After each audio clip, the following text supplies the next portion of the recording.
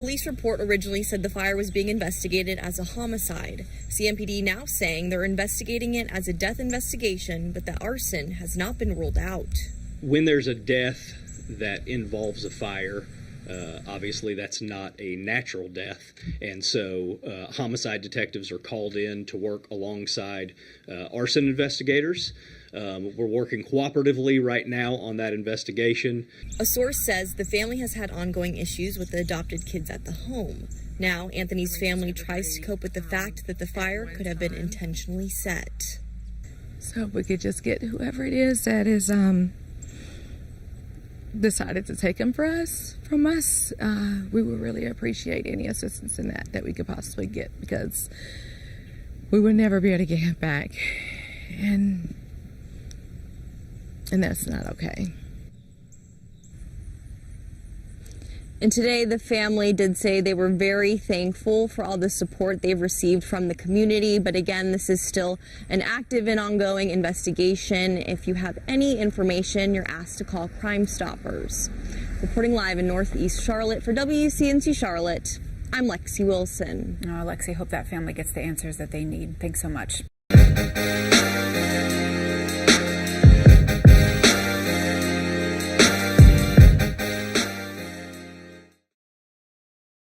What is Near Me? If you see breaking news, just open the WCNC News app and go to Near Me on the bottom right. Tap Share with us, upload a photo or video, and tell us about what you saw. Hit Submit, and once you see success, your news has reached WCNC Charlotte. And if you start your holiday shopping on Thanksgiving, you won't be able to head to Kohl's. The retailer announced it is closing all of its stores for the holiday. You can still find deals online, though. Several other stores like Target and Best Buy have already announced they, too, will close on Turkey Day. Well, first off, you're getting ready to start practice this week. Just tell me how you're feeling going into the season. Yeah, super excited. This is my very last season. I know it's crazy to say, but my very last season after, 6 years? So I'm super excited to see what the team brings and, how we can all mesh together and then, prepare for the season. And then just looking at the success from last season, regular season title, tournament championship, get a berth into the NCAA tournament. So what was that season like, and just how are you using that year as motivation for this year? Yeah, that season was just full of just ups and downs. And I think that's something that, I want.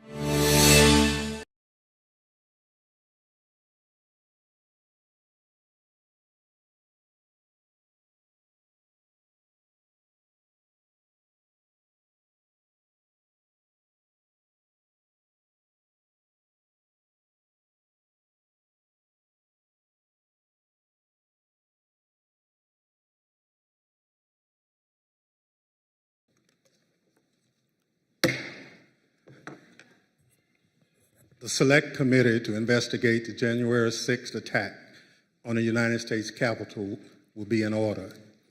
Without objection, the chairs are authorized to declare the committee in recess at any point.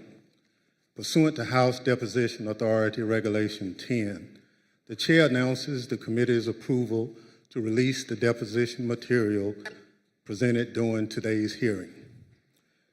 Good afternoon, and may God bless the United States of America.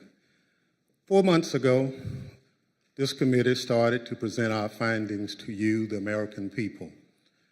From the beginning, we understood that some people watching those proceedings would wrongly assume that the committee's investigation was a partisan exercise. That's why I asked those who were skeptical of our work to simply listen to the evidence, to hear the testimony with an open mind, and to let the facts speak for themselves before reaching any judgment. Over the course of these hearings, the evidence has proven that there was a multi-part plan led by former President Donald Trump to overturn the 2020 election. Donald Trump lost his bid for re-election, as shown from the testimony of some of the president's closest allies and advisors. Donald Trump knew he lost. Despite this knowledge, Donald Trump went to court to contest the 2020 election, and he lost in court.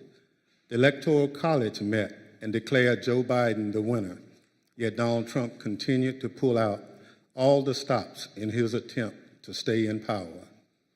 What Donald Trump proceeded to do after the 2020 election is something no president has done before in our country. In a staggering betrayal of his oath, Donald Trump attempted a plan that led to an attack on a pillar of our democracy. It's still hard to believe. But the facts and testimony are clear, consistent, and undisputed. How do we know this? How have we been able to present such a clear picture of what took place? Because of the testimony we've heard and that we have presented to you through these proceedings, because of the documentary evidence we've gathered and also made available directly to you, the American people. When you look back at what has come out through this committee's work, the most striking fact is that all this evidence comes almost entirely from Republicans. The evidence that has emerged did not come from Democrats or opponents of Donald Trump. Instead, look at who's written and testified and produced evidence. Who has that been? Aides who've worked loyally for Donald Trump for years, Republican state officials and legislators, Republican electors, the chairwoman of the Republican National Committee, political professionals who worked at the highest levels of the Trump campaign, Trump appointees who served in the most senior positions in the Justice Department, President Trump's staff and closest advisors in the White House, members of the President Trump's family, his own White House counsel. I've served in Congress a long time. I can tell you it's tough for any congressional investigation to obtain evidence like what we've received, least of all such a detailed view into a president's inner circle. And I want to be clear, not all these witnesses were thrilled to talk to us. Some put up quite a fight, but ultimately the vast majority cooperated with our investigation. And what we've shown you over the last 4 months has been centered on the evidence that has come overwhelmingly from Republican witnesses. So I say to you again, as I did in June, this investigation is not about politics. It's not about party. It's about the facts, plain and simple. And it's about making sure our government functions under the rule of law as our Constitution demands. Today, as in previous proceedings, my colleagues and I will present new evidence. That includes new testimony from additional Republicans who served in the Trump administration, never before seen footage of congressional leaders on January 6th working to coordinate the response to the violence and ensure the people's business went forward. New materials produced to the committee by the Secret Service, details about the ongoing threat to American democracy. Today's proceeding will also be grounded in the facts, but it won't look exactly like all our other hearings.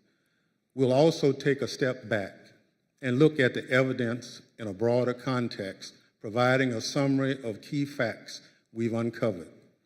Facts relevant to former President Trump's state of mind, about his motivation, and about his intent. What did President Trump know? What was he told? What was his personal and substantial role in the multi-part plan to overturn the election? For those of you who've watched our prior hearings, some of this evidence will look familiar. For those of you tuning in for the first time, we'll summarize some of the most important facts, and we'll urge you to go online and watch our hearing in full. There's one more difference about today. Pursuant to the notice circulated prior to today's proceedings, we are convened today not as a hearing, but as a formal committee business meeting, so that in addition to presenting evidence, we can potentially hold a committee vote on further investigative action based upon that evidence. Before we get to that evidence, I'd recognize our distinguished Vice Chair, Ms. Cheney of Wyoming, for any opening statement she'd care to offer. Thank you very much, Mr. Chairman. Much has happened since our last public hearing on July 21st. As the chairman mentioned, we've received new and voluminous documentation from the Secret Service, which we continue to analyze. We've received new witness testimony, including about efforts to obstruct our investigation and conceal key facts. And according to public reporting, the Department of Justice has been very active in pursuing many of the issues identified in our prior hearings. Our committee may ultimately decide to make a series of criminal referrals to the Department of Justice, but we recognize that our role is not to make decisions regarding prosecution. The preamble to our Constitution recites among its purposes to, quote, establish justice. And our nation's judiciary and our U.S. Department of Justice have that responsibility. A key element of this committee's responsibility is to propose reforms to prevent January 6th from ever happening again. We've already proposed, and the House has now passed, a bill to amend the Electoral Count Act to help ensure that no other future plots to overturn an election can succeed. And we will make further specific recommendations in our final report, based in part on the evidence you will hear today. Our hearings last summer began with an outline of President Trump's multi-part plan to overturn the 2020 presidential election. We then proceeded to demonstrate each of these elements in detail, with more than 20 hours of evidence. Today, we will see new evidence, but as the chairman said, we will also synthesize evidence you've seen before. The vast weight of evidence presented so far has shown us that the central cause of January 6th was one man, Donald Trump, whom many others followed. None of this would have happened without him. He was personally and substantially involved in all of it. Exactly how did one man cause all of this? Today, we will focus on President Trump's state of mind, his intent, his motivations, and how he spurred others to do his bidding, and how another January 6th could happen again if we do not take necessary action to prevent it. As you view our evidence today, I would suggest a focus on the following points. First, as you will see, President Trump had a premeditated plan to declare that the election was fraudulent and stolen before Election Day, before he knew the election results. He made his stolen election claims on election night against the advice of his campaign without any evidence in hand. Then, over the next 2 months, he sought to find those who would help him invent and spread lies about the widespread fraud. Many of those who stepped forward to help, including Rudy Giuliani, knew they never had real evidence sufficient to change the election results. And on the evening of January 5th, they admitted they were still trying to find that phantom evidence. Of course, as a result of making intentionally false claims of election fraud, Mr. Giuliani's license to practice law has now been suspended. Second, please recognize that President Donald Trump was in a unique position, better informed about the absence of widespread election fraud than almost any other American. President Trump's own campaign experts told him that there was no evidence to support his claims. His own Justice Department appointees investigated the election fraud claims and told him point blank they were false. In mid-December 2020, President Trump's senior advisors told him the time had come to concede the election. Donald Trump knew the courts had ruled against him. He had all of this information, but still he made the conscious choice to claim fraudulently that the election was stolen, to pressure state officials to change election results, to manufacture fake electoral slates, to attempt to corrupt our Department of Justice, to summon tens of thousands of supporters to Washington. Knowing that they were angry, knowing that some of them were armed, he sent them to the Capitol. Then, as the riot was underway, he incited his supporters to further violence by publicly condemning his vice president. And then he refused for hours to disband his rioting supporters and instruct them to leave the Capitol, even when he was begged repeatedly to do so. None of this is normal or acceptable or lawful in our republic. Third, please consider today who had a hand in defeating President Trump's efforts to overturn the election. Vice President Pence, Bill Barr, Jeff Rosen, and others at the Department of Justice, state Republican officials, White House staff who blocked proposals to mobilize the military to seize voting machines and run new elections, our Capitol Police, aided by the Metropolitan Police, other federal law enforcement, and our National Guard, who arrived later in the afternoon. All of these people had a hand in stopping Donald Trump. This leads us to a key question. Why would Americans assume that our Constitution and our institutions in our republic are invulnerable to another attack?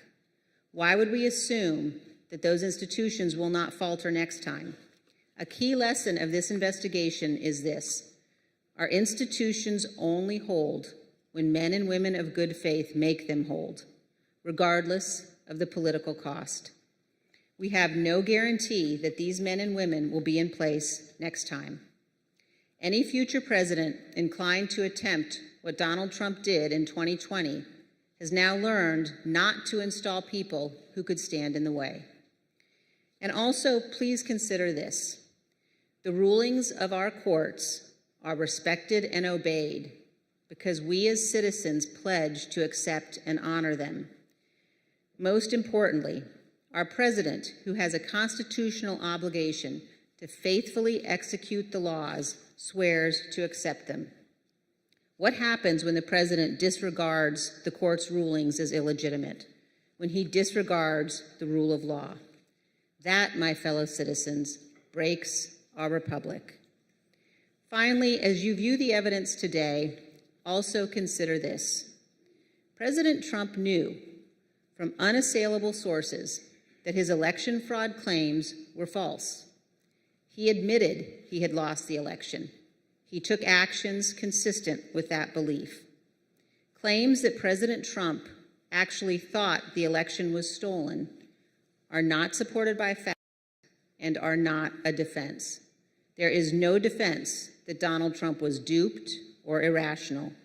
No president can defy the rule of law and act this way in a constitutional republic, period. Mr. Chairman, our nation's federal judges are sworn to do impartial justice, to preserve our Constitution and preserve our Union. Dozens of these judges have been addressing January 6th cases, and many have given us plain, unmistakable warnings about the direction of our republic. Let me read from one judge's statement given at a recent sentencing hearing. Quote, "High-ranking members of Congress and state officials who know perfectly well the claim of fraud was and is untrue, and that the election was legitimate, are so afraid of losing their power they won't say so. It has to be crystal clear that it is not patriotism, it is not standing up for America, to stand up for one man who knows full well that he lost, instead of the Constitution he was trying to subvert." Mr. Chairman, the violence and lawlessness of January 6th was unjustifiable, but our nation cannot only punish the foot soldiers who stormed our Capitol. Those who planned to overturn our election and brought us to the point of violence must also be accountable. With every effort to excuse or justify the conduct of the former president, we chip away at the foundation of our republic. Indefensible conduct is defended, inexcusable conduct is excused. Without accountability, it all becomes normal and it will recur. So as we watch the evidence today, please consider where our nation is in its history. Consider whether we can survive for another 246 years. Most people in most places on earth have not been free. America is an exception. And America continues only because we bind ourselves to our founders' principles, to our Constitution. We recognize that some principles must be beyond politics, inviolate, and more important than any single American who has ever lived. Thank you, Mr. Chairman. I yield back. Without objections, the chair recognizes the gentlewoman from California, Ms. Lofgren, for an opening statement. Thank you, Mr. Chairman. Very shortly after the election, we began this meeting by returning to election night, November 3rd, 2020. As the chairman noted, we've previously presented testimony about how the election results were expected to come in that night. In certain states, ballots cast by mail before Election Day would be counted only after the polls closed that evening. That meant that election results would not be known for some time. Although President Trump's campaign manager, Bill Stepien, House Republican leader Kevin McCarthy, and Jared Kushner had advised Donald Trump to encourage mail-in voting by Republicans, President Trump did not do so. Yeah, I just remember generally, you had people arguing that we had a very, very robust get out the vote effort and that, mail-in ballots could be a good thing for us if we looked at it correctly. There was one meeting that was had in particular. I invited Kevin McCarthy to join the meeting, he being of like mind on the issue with me, in which we made our case for why we believed mail-in voting not to be a bad thing for his campaign. But the president's mind was made up. So it was expected before the election that the initial counts in some states, in other words, those votes cast on Election Day, would be more heavily Republican, and this would create the false perception of a lead for President Trump, a so-called red mirage. But as the results of the absentee ballots that were later counted, there could be trends towards Vice President Biden as those mail-in ballots were counted. Now, on election night, Donald Trump's advisors specifically told him he didn't have a factual basis to declare victory. He should wait for the remaining ballots to be counted. Here is campaign manager Bill Stepien. It was far too early to be making any calls like that. Ballots were still being counted. Ballots were still going to be counted for days. And it was far too early to be making any proclamation like that. My recommendation was to say that votes were still being counted. It's too early to tell, too early to call the race. But President Trump did declare victory in the late hours of election night. Not only did he declare victory, he also called for the ongoing count of votes to just stop. Stopping the count would have violated both federal and state laws and also disenfranchised millions of voters who lawfully cast their vote. He called for that action anyway. Here's what he said. This is a fraud on the American public. This is an embarrassment to our country. We were getting ready to win this election. Frankly, we did win this election. We did win this election. We want all voting to stop. We now know more about President Trump's intention for election night. The evidence shows that his false victory speech was planned well in advance, before any votes had been counted. It was a premeditated plan by the president to declare victory no matter what the actual result was. He made a plan to stay in office before Election Day. Now, the vice president's staff was concerned with what Donald Trump might do on election night. They took steps to ensure that Mr. Pence would not echo a false victory announcement from President Trump. Here's what the Vice President's counsel, Greg Jacob, told us about his preparations with the Vice President's Chief of Staff, Mark Short. Mark had indicated to me that there was a possibility that there would be a declaration of victory, within the White House that some might push for. And this is prior to the election results being known. And that he was trying to figure out a way of avoiding the vice president sort of being thrust into a position of needing to opine on that when he might not have sufficient information to do so. Now, following this conversation, Mr. Jacob drafted a memo to Mr. Short, which the Select Committee got from the National Archives. The memo was sent on November 3rd, Election Day, and advised it is essential that the Vice President not be perceived by the public as having decided questions concerning disputed electoral votes prior to the full development of all relevant facts. A few days before the election, Mr. Trump also consulted with one of his outside advisors, inside activist Tom Fitton, about the strategy for election night. The Select Committee got this pre-prepared statement from the National Archives. As you can see, the draft statement, which was sent on October 31st, declares, "We had an election today, and I won." And the Fitton memo specifically indicates a plan that only the votes counted by the election day deadline, and there is no election day deadline, would matter. Everyone knew that ballot counting would lawfully continue past election day.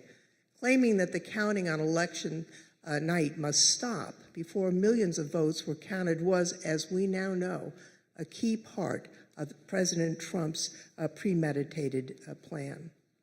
On election day, just after 5 p.m., Mr. Fitton indicated he'd spoken with the president about the statement. Sending along again, just talked to him about the draft below. Again, this plan to declare victory was in place before any of the results had been determined. In the course of our investigation, we also interviewed Brad Parscale, President Trump's former campaign manager.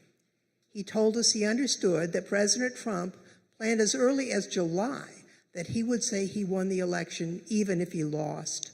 And just a few days before the election, Steve Bannon, a former Trump chief White House strategist and outside advisor to President Trump, spoke to a group of his associates from China and said this. And what Trump's going to do is just declare victory, right? He's going to declare victory. But that doesn't mean he's the winner. He's just going to say he's the winner. The Democrats, more of our people vote early that count. Theirs vote in mail. And so they're going to have a natural disadvantage, and Trump's going to take advantage of it. That's our strategy. He's going to declare himself a winner. So when you wake up Wednesday morning, it's going to be a firestorm. Also, if Trump is losing by 10 or 11 o'clock at night, it's going to be even crazier. No, because he's going to sit right there and say they stole it. Agree. I'm directing the Attorney General to shut down all ballot places in all 50 states. It's going to be no. He's not going out easy. If Biden's winning, Trump is going to do some crazy shit. As you know, Mr. Bannon refused to testify in our investigation. He's been convicted of criminal contempt of Congress, and he's awaiting sentencing. But the evidence indicates that Mr. Bannon had advanced knowledge of Mr. Trump's intent to declare victory falsely on election night, but also that Mr. Bannon knew about Mr. Trump's planning for January 6th. Here's what Bannon said on January 5th. All hell is going to break loose tomorrow. It's all converging, and now we're on, as they say, the point of attack, right? The point of attack tomorrow. I'll tell you this. It's not going to happen like you think it's going to happen, okay? It's going to be quite extraordinarily different. And all I can say is strap in.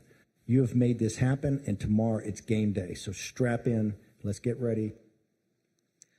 Another close associate of Donald Trump apparently knew of Mr. Trump's intentions as well. Now, Roger Stone is a political operative with a reputation for dirty tricks. In November 2019, he was convicted of lying to Congress and other crimes and sentenced to more than 3 years in prison.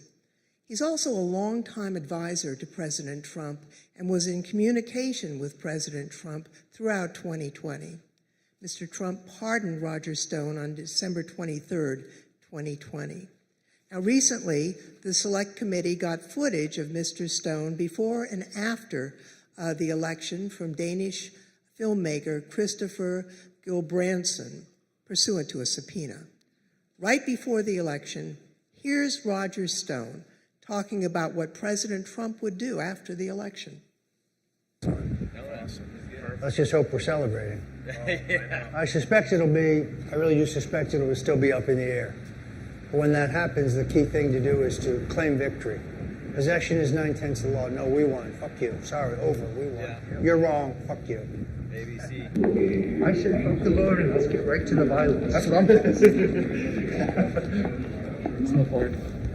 We'll have to start smashing pumpkins, if you know what I mean. The Select Committee called Mr. Stone as a witness, but he invoked his Fifth Amendment right against self-incrimination. Do you believe the violence on January 6th was justified? On the advice of counsel, I respectfully decline to answer your question on the basis of the Fifth Amendment. And Mr. Stone, did you have any role in planning for the violence on January 6th?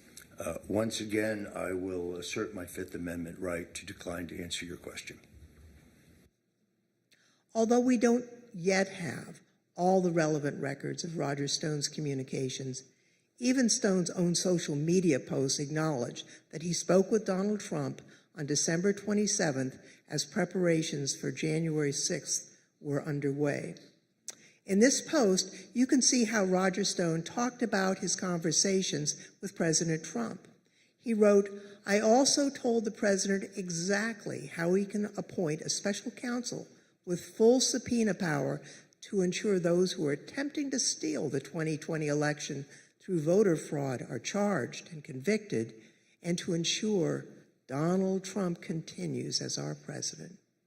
As we know by now, the idea for a special counsel was not just an idle suggestion. It was something President Trump had actually tried to do earlier that month. We know that Roger Stone was at the Willard Hotel on January 5th and 6th, and we know from other witness testimony that President Trump asked his chief of staff, Mark Meadows, to speak with Roger Stone and General Michael Flynn that night. In addition to his connection to President Trump, Roger Stone maintained extensive direct connections to two groups responsible for violently attacking the Capitol, the Oath Keepers and the Proud Boys. Individuals from both of these organizations have been charged with the crime of seditious conspiracy. Now, what is seditious conspiracy? It is a conspiracy to use violent force against the United States, to oppose the lawful authority of the United States. Multiple associates of Roger Stone from both the Oath Keepers and the Proud Boys have been charged with this crime. Close associates of Roger Stone, including Joshua James, have pled guilty to this crime. We know that at least 7 Oath Keepers who have been criminally charged provided personal security for Roger Stone or were seen with him on January 6th or in the weeks leading up to January 6th. For example, Joshua James, the leader of the Alabama Oath Keepers, provided security for Roger Stone and was with him on January 5th. This is the picture of the two together on January 5th. James entered the Capitol on January 6th. He assaulted a police officer. Earlier this year, he pled guilty to seditious conspiracy and obstruction of Congress. Another example is the married couple, Kelly and Connie Meggs. Now, Kelly Meggs was the leader of the Florida chapter of the Oath Keepers. Both he and his wife provided security for Roger Stone, and both are charged with leading a military-style stack attack of Oath Keepers, attacking the Capitol on January 6th. Perhaps even more disturbing is Roger Stone's close association with Enrique Tarrio, the national chairman of the Proud Boys. Roger Stone's connection with Enrique Tarrio and the Proud Boys is well documented by video evidence with phone records the Select Committee has obtained. Tarrio, along with other Proud Boys, has been charged with multiple crimes concerning the attack on January 6th, including seditious conspiracy. During the attack, Tarrio sent a message to other Proud Boys claiming, "We did that." He also visited the White House on December 12th. Later that day, he posted a disturbing video claiming credit for the attack. This video, posted on January 6th, was apparently created prior to the attack. This big lie, President Trump's effort to convince Americans that he had won the 2020 election, began before the election results even came in.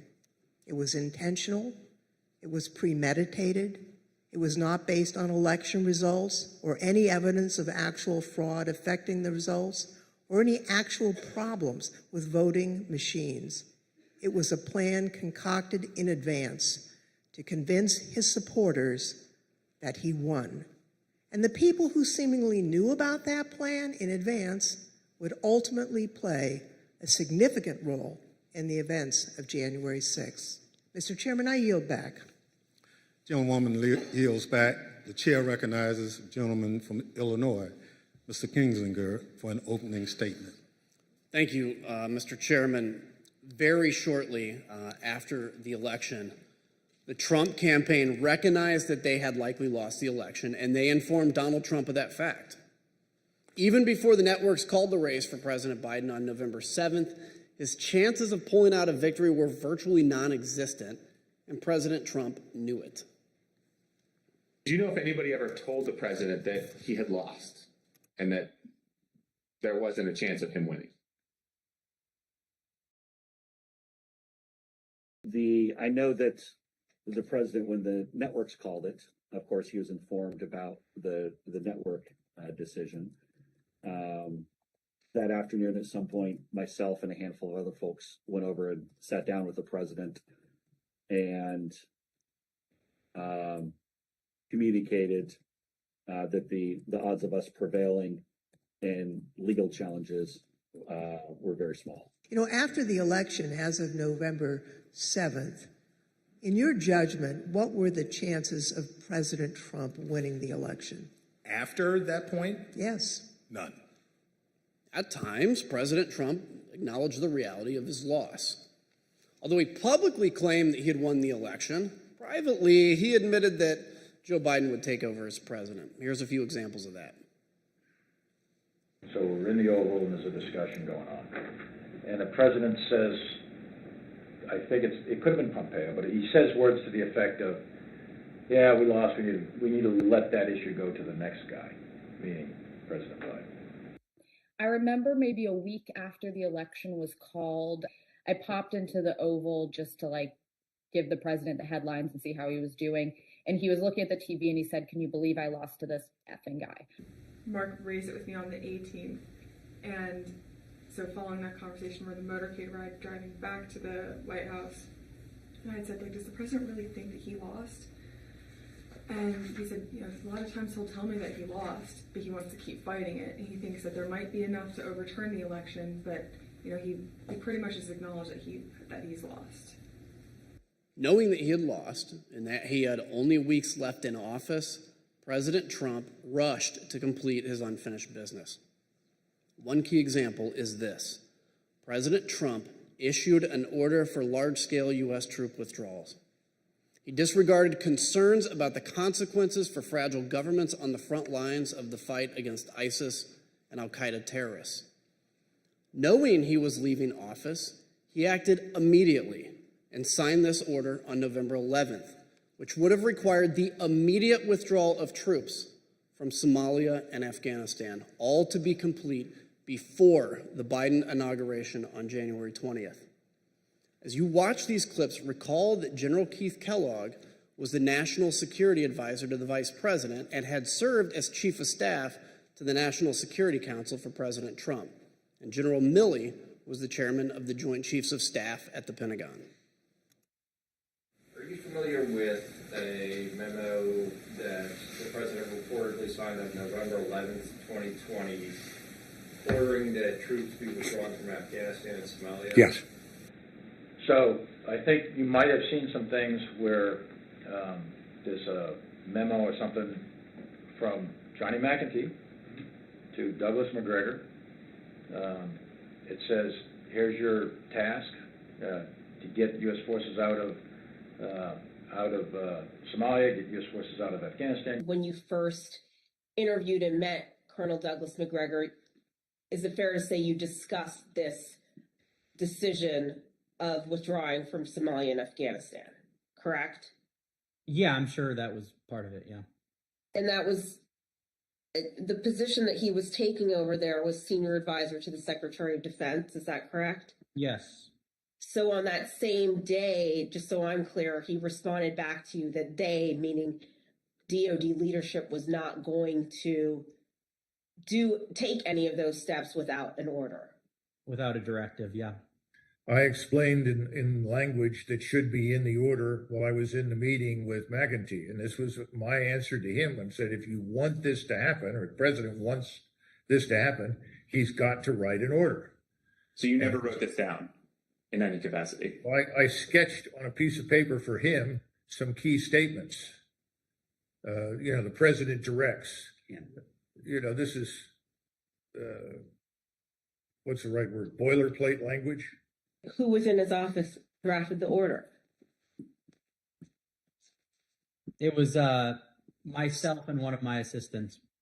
McEntee duly types it up, brings it in to the president. The president signs it, and boom, it's over, faxed over, or emailed, scanned over to Caspatel, who delivers it to me. Was it by auto pen, or was it the president himself signing it? It was the president. And who obtained that signature? I did. It is odd. It is non-standard. It is potentially dangerous. I personally thought it was militarily not feasible nor wise. And I proceeded to tell the PPO and proceeded to tell McGregor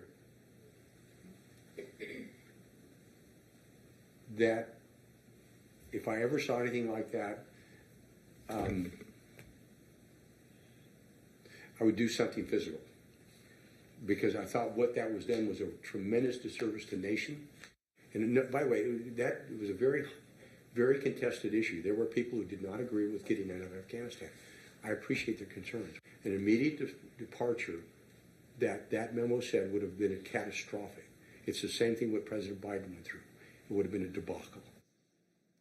Keep in mind, the order was for an immediate withdrawal. It would have been catastrophic, and yet President Trump signed the order. These are the highly consequential actions of a president who knows his term will shortly end. At the same time that President Trump was acknowledging privately that he had lost the election, he was hearing that there was no evidence of fraud or irregularities sufficient to change the outcome.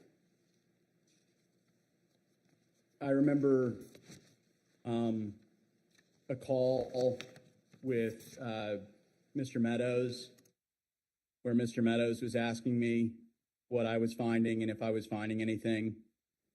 And I remember sharing with him that we weren't finding anything that would be sufficient to change the results in any of the key states. When was that conversation? Probably in November, mid to late November. I think it was before my child was born. And what was Mr. Meadows' reaction to that information? I believe the words he used were, "So there's no there." It would be our job to track it down and come up dry, because the allegation didn't prove to be true. And we'd have to, relay the news that, that tip that someone told you about those votes, or that fraud, or, nothing came of it. That will be our job as the truth-telling squad, and you know, not a fun job to be, you know, it's an easier job to be telling the president about, you know, wild allegations. It's a harder job to be telling him on the back end that, yeah, that wasn't true. What was generally discussed on that topic was whether the fraud, maladministration, abuse, or irregularities, if aggregated and read most favorably to the campaign, would that be outcome determinative? And I think everyone's assessment in the room, at least amongst the staff, Mark Short, myself, and Greg Jacob, was that it was not sufficient to be outcome determinative. Look, it's the right of any candidate to litigate genuine election disputes. Nobody argues that, but President Trump's litigation was completely unsuccessful. In our past hearings, we told you that the committee had identified a total of 62 election lawsuits filed by the Trump campaign and its allies between November 4th and January 6th of 2021. Those cases resulted in 61 losses and only a single victory, which did not affect the outcome for any candidate. The claims were not supported by any sufficient evidence of fraud or irregularities. In fact, they were baseless, as judges repeatedly recognized. In none of these 62 cases was President Trump able to establish any viable claims of election fraud sufficient to overturn the results of the election. In those hearings, we shared with you the words used by judges around the country in rejecting the Trump campaign's claims. It's strong language criticizing the lack of evidentiary support for the claims of election fraud in those lawsuits. For example, a federal appeals court in Pennsylvania wrote, quote, "Charges require specific allegations and proof. We have neither here." A federal judge in Wisconsin wrote, quote, "The court has allowed the former president the chance to make his case, and he has lost on the merits." Another judge in Michigan called the claims, quote, "nothing but speculation and conjecture that votes for President Trump were either destroyed, discarded, or switched to votes for Vice President Biden." A federal judge in Michigan sanctioned 9 attorneys, including Sidney Powell, for making frivolous allegations in an election fraud case, describing the case as a historic and profound abuse of the judicial process. Recently, a group of distinguished Republican election lawyers, former judges, and elected officials issued a report confirming the findings of the courts. In their report entitled "Lost, Not Stolen," these prominent Republicans analyzed each election challenge and concluded this: Donald Trump and his supporters failed to present evidence of fraud or inaccurate results significant enough to invalidate the results of the 2020 presidential election. On December 11th, Trump's allies lost a lawsuit in the U.S. Supreme Court that he regarded as his last chance at success in the courts. A newly obtained Secret Service message from that day shows how angry President Trump was about the outcome. Quote, "Just FYI, POTUS is pissed. Breaking news, Supreme Court denied his lawsuit. He is livid now." Cassidy Hutchison, an aide to Chief of Staff Mark Meadows, was present for that conversation and described it in this way. This is the day that the Supreme Court had rejected that case. Mr. Meadows and I were in the White House residence at a Christmas reception. And as we were walking back from the Christmas reception that evening, the president was walking out of the Oval Office, so we crossed paths in the Rose Garden colonnade. The president was fired up about the Supreme Court decision. And so I was standing next to Mr. Meadows, but I stepped back, so I was probably 2-3 feet catty corner from him, diagonal from him. The president's just raging about the decision and how it's wrong and why didn't we make more calls, and just his typical anger outburst at this decision. And the president said he had said something to the effect of, "I don't want people to know we lost, Mark. This is embarrassing. Figure it out. We need to figure it out. I don't want people to know that we lost." Our country is a country of laws where every person, including the president, must follow the law and respect the judgment of our courts. President Trump's closest advisors held that view both then and now. Well, Do you believe the president should abide by the rulings of the courts? Oh, yes, we should all comply with the law at all times to the best of our ability, every one of us. So once the courts had ruled and the Electoral College had met, the election was over in your view? Yes, I think I've said previously that when the vice president made the certification and the litigation was complete, it was complete. When the Electoral College met on the 14th? Yes, as of December 14th, is that right? I think that's the right date, yes. I assume, Pat, that you would agree the president is obligated to abide by the rulings of the courts. Of course. And I assume you also would... Everybody is obligated to abide by rules, of course. And I assume you also would agree the president has a particular obligation to take care that the laws be faithfully executed. That is one of the president's obligations, correct. Ivanka, do you believe the president's obligated to abide by the rulings of the courts? I do. By mid-December of 2020, President Trump's senior staff were attempting to persuade him to concede the election outcome. But if your question is, did I believe he should concede the election at a point in time, yes, I did. December 14th was the day that the states certified their votes and sent them to Congress. And in my view, that was the end of the matter. I didn't see, I thought that this would lead inexorably to a new administration. I told him that my personal viewpoint was that the Electoral College had met, which is the system that our country is set under to elect a president and vice president. And I believed at that point that the means for him to pursue litigation was probably closed. And do you recall what his response, if any, was? He disagreed.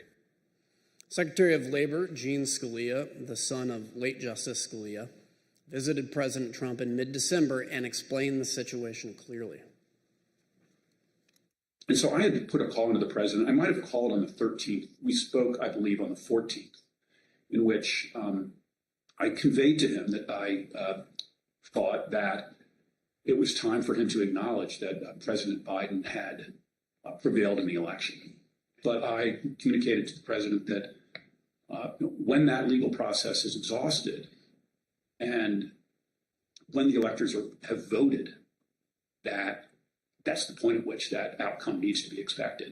I told him that I did believe, yes, that once those legal processes were run, if fraud had not been established, that had affected the outcome of the election, then unfortunately I believed that what had to be done was concede the outcome. Not only did the courts reject President Trump's fraud and other allegations, his Department of Justice appointees, including Bill Barr, Jeffrey Rosen, and Richard Donahue, did as well. President Trump knew the truth. He heard what all his experts and senior staff were telling him. He knew he had lost the election, but he made the deliberate choice to ignore the courts, to ignore the Justice Department, to ignore his campaign leadership, to ignore senior advisors, and to pursue a completely unlawful effort to overturn the election. His intent was plain: ignore the rule of law and stay in power. Mr. Chairman, I yield back. Gentleman yields back. The chair recognizes the gentlewoman from Virginia, Ms. Luria. Thank you, Mr. Chairman. Mid-December was a turning point. President Trump made a decision, a choice, to ignore the courts and his advisors and to push forward to overturn the election. His efforts to overturn the election were not random or disconnected. Rather, they were part of a coordinated, multi-part plan to ensure that he stayed in power. Donald Trump was the driver behind each part of this plan. He was personally and directly involved. Of course, a key element of the plan was continuing to convince tens of millions of Americans that he did not, in fact, lose. Again, he did this even though his own campaign advisors and his Justice Department officials told him his claims of fraud were wrong. In this video, you'll see that even when top law enforcement officials told the president his election fraud claims were false, he still repeated the claims in the days and weeks that followed. Sometimes, even the very next day. I specifically raised the Dominion voting machines, which I found to be among the most disturbing allegations. Disturbing in the sense that I saw absolutely zero basis for the allegations. I told them that it was crazy stuff, and they were wasting their time on that, and it was doing a grave disservice to the country. We have a company that's very suspect. Its name is Dominion. With the turn of a dial or the change of a chip, you can press a button for Trump and the vote goes to Biden. What kind of a system is this? We definitely talked about Antrim County again. That was sort of done at that point because the hand recount had been done and all of that. But we cited back to that to say, you know, this is an example of what people are telling you and what's being filed in some of these court filings that are just not supported by the evidence. And this is the problem. The problem is people keep telling you these things and they turn out not to be true. In addition, there is the highly troubling matter of Dominion voting systems. In one Michigan county alone, 6,000 votes were switched from Trump to Biden, and the same systems are used in the majority of states in our country. I went into this and would, you know, tell them how crazy some of these allegations were and how ridiculous some of them were. I'm talking about some of them like, you know, more absentee votes were cast in Pennsylvania than there were absentee ballots requests. You know, stuff like that was just easy to blow up. There was never an indication of interest in what the actual facts were. There were more votes than there were voters. Think of that. You had more votes than you had voters. That's an easy one to figure. And by the thousands. Then he raised the big vote dump, as he called it, in Detroit. And that, you know, he said people saw boxes coming into the counting station at all hours of the morning. And I said, Mr. President, there are 630 precincts in Detroit, and unlike elsewhere in the state, they centralized the counting process, so they're not counted in each precinct. They're moved to counting stations, and so the normal process would involve boxes coming in at all different hours. This is Michigan. At 6:31 in the morning, a vote dump of 149,772 votes came in unexpectedly. With regard to Georgia, we looked at the tape, we interviewed the witnesses. There is no suitcase. The president kept fixating on this suitcase that supposedly had fraudulent ballots and that the suitcase was rolled out from under the table. And I said, no, sir, there is no suitcase. You can watch that video over and over. There is no suitcase. There is a wheeled bin where they carry the ballots, and that's just how they move ballots around that facility. There's nothing suspicious about that at all. Election officials pull boxes, Democrats, and suitcases of ballots out from under a table. You all saw it on television. Totally fraudulent. This happened over and over again, and our committee's report will document it. Purposeful lies made in public directly at odds with what Donald Trump knew from unassailable sources, the Justice Department's own investigations, and his own campaign. Donald Trump maliciously repeated this nonsense to a wide audience over and over again. His intent was to deceive. President Trump's plan also involved trying to coerce government officials to change the election outcome in the states he lost. He personally reached out to numerous state officials and pressured them to take unlawful steps to alter the election results in those states. These actions, taken directly by the president himself, made it clear what his intentions were: to prevent the orderly transfer of power, We all recall, for example, President Trump's tape-recorded call with Georgia Secretary of State Brad Raffensperger. At the time this call occurred, President Trump had already been told repeatedly by the U.S. Justice Department, by his campaign, and by his advisors that his allegations of fraud in Georgia were false. So, look, all I want to do is this. I just want to find 11,780 votes, which is one more than we have, because we won the state. Look, we need only 11,000 votes. We have far more than that as it stands now. We'll have more and more. So what are we going to do here, folks? I only need 11,000 votes. Fellas, I need 11,000 votes. Give me a break. I just want to find 11,780 votes. That's an extraordinary demand by the president, especially since he already knew from the Justice Department there was no genuine basis for this request. No one could think it would be legal for the Secretary of State to simply find the votes the president needed in order to win. Secretary Raffensperger told the president the truth, that he lost the election in Georgia. But President Trump did not accept that answer. Instead, he suggested that Secretary Raffensperger himself might be prosecuted. That's a criminal offense. And you can't let that happen. That's a big risk to you and to Ryan, your lawyer. That's a big risk. We know that President Trump's White House advisors reacted negatively. Immediately after the call, Cassidy Hutchinson had a conversation with Chief of Staff Mark Meadows. I remember looking at Mark and I said, Mark, you can't possibly think we're going to pull this off. Like, that call was crazy. And he looked at me and just started shaking his head, and he was like, no, Cass, he knows it's over. He knows he lost, but we're going to keep trying. There's some good options out there still. We're going to keep trying. This call and other related activity is now the focus of an ongoing criminal investigation in Fulton County, Georgia. And Georgia is not the only state where President Trump tried to pressure state officials to change the results. He also attempted to pressure state officials in Arizona, Pennsylvania, and Michigan to change the results in those states as well.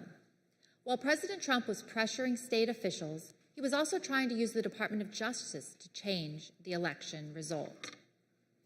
His top officials told him that there was no evidence to support his claims of fraud, but he didn't care.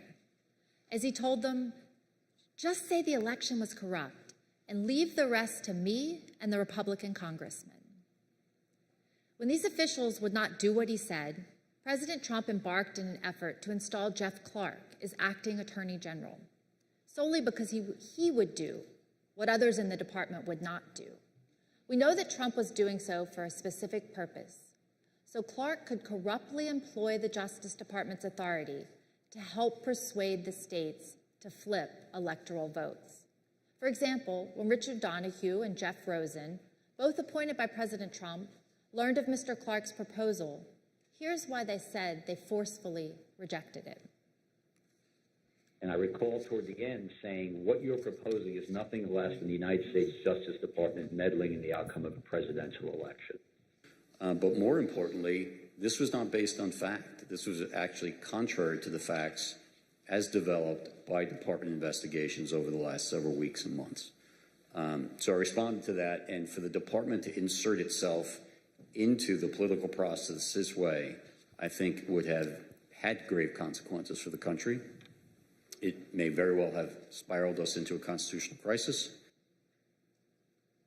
We know from our investigation that President Trump offered Jeff Clark the position of acting attorney general, and that Jeff Clark had decided to accept it. The only reason this ultimately did not happen is that the White House counsel and a number of Justice Department officials confronted the president in the Oval Office and threatened mass resignations. And then, and I said something to the effect of, you're going to have a huge personnel blowout within hours, because you're going to have all kinds of problems with resignations and other issues, and that's not going to be in anyone's interest.